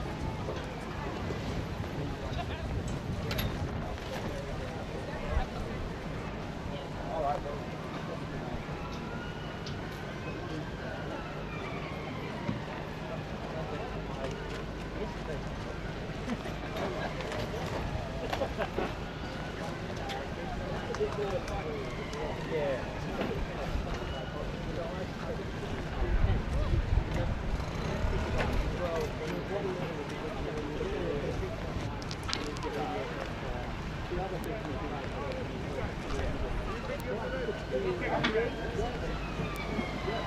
Okay, if you come down here, I'll take it for a second. You come down to the river. If we go to the far end, you pick up this end. Okay.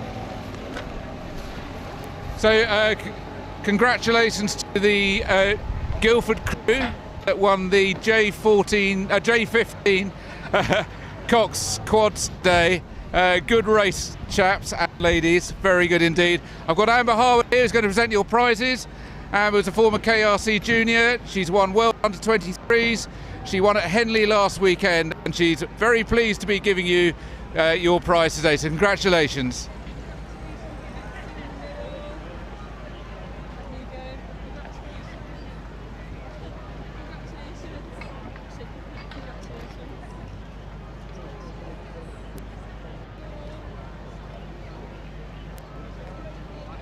Okay, we've had some good trophy lifts today, so we want a good trophy lift from this crew, please.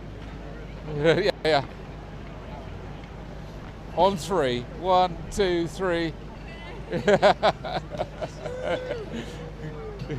Congratulations.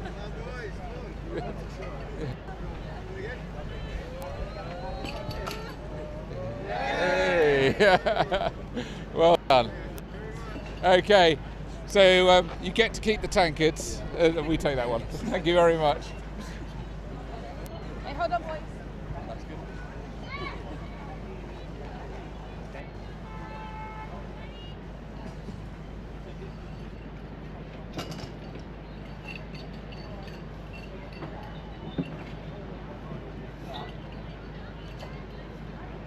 Are you done with this?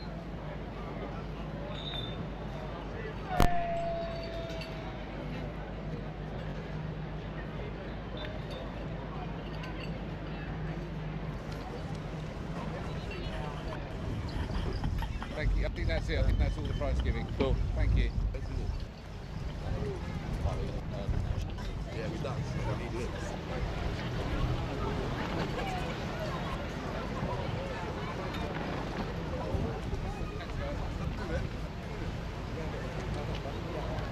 That's going to be our outro. Yeah? All right. Oh, you're doing the gimbal. So the gimbal's done.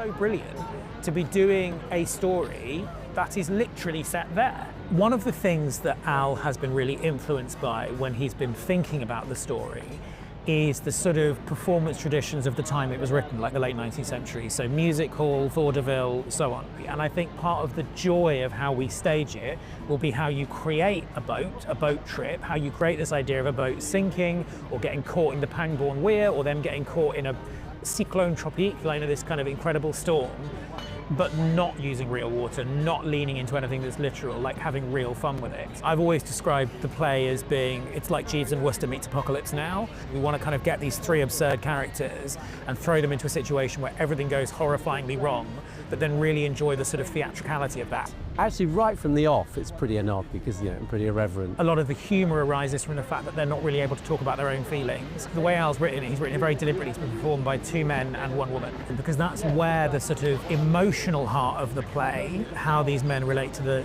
their wives and the women in their lives, connects with the comedy of the play in terms of when we see these discussions happening, and actually it's a mixed gender cast on stage. There's a lot of fun to be had there. It's witty, it's chaotic, it's physical, but it's also very emotional and it's very moving, and ultimately it's a play about friendship.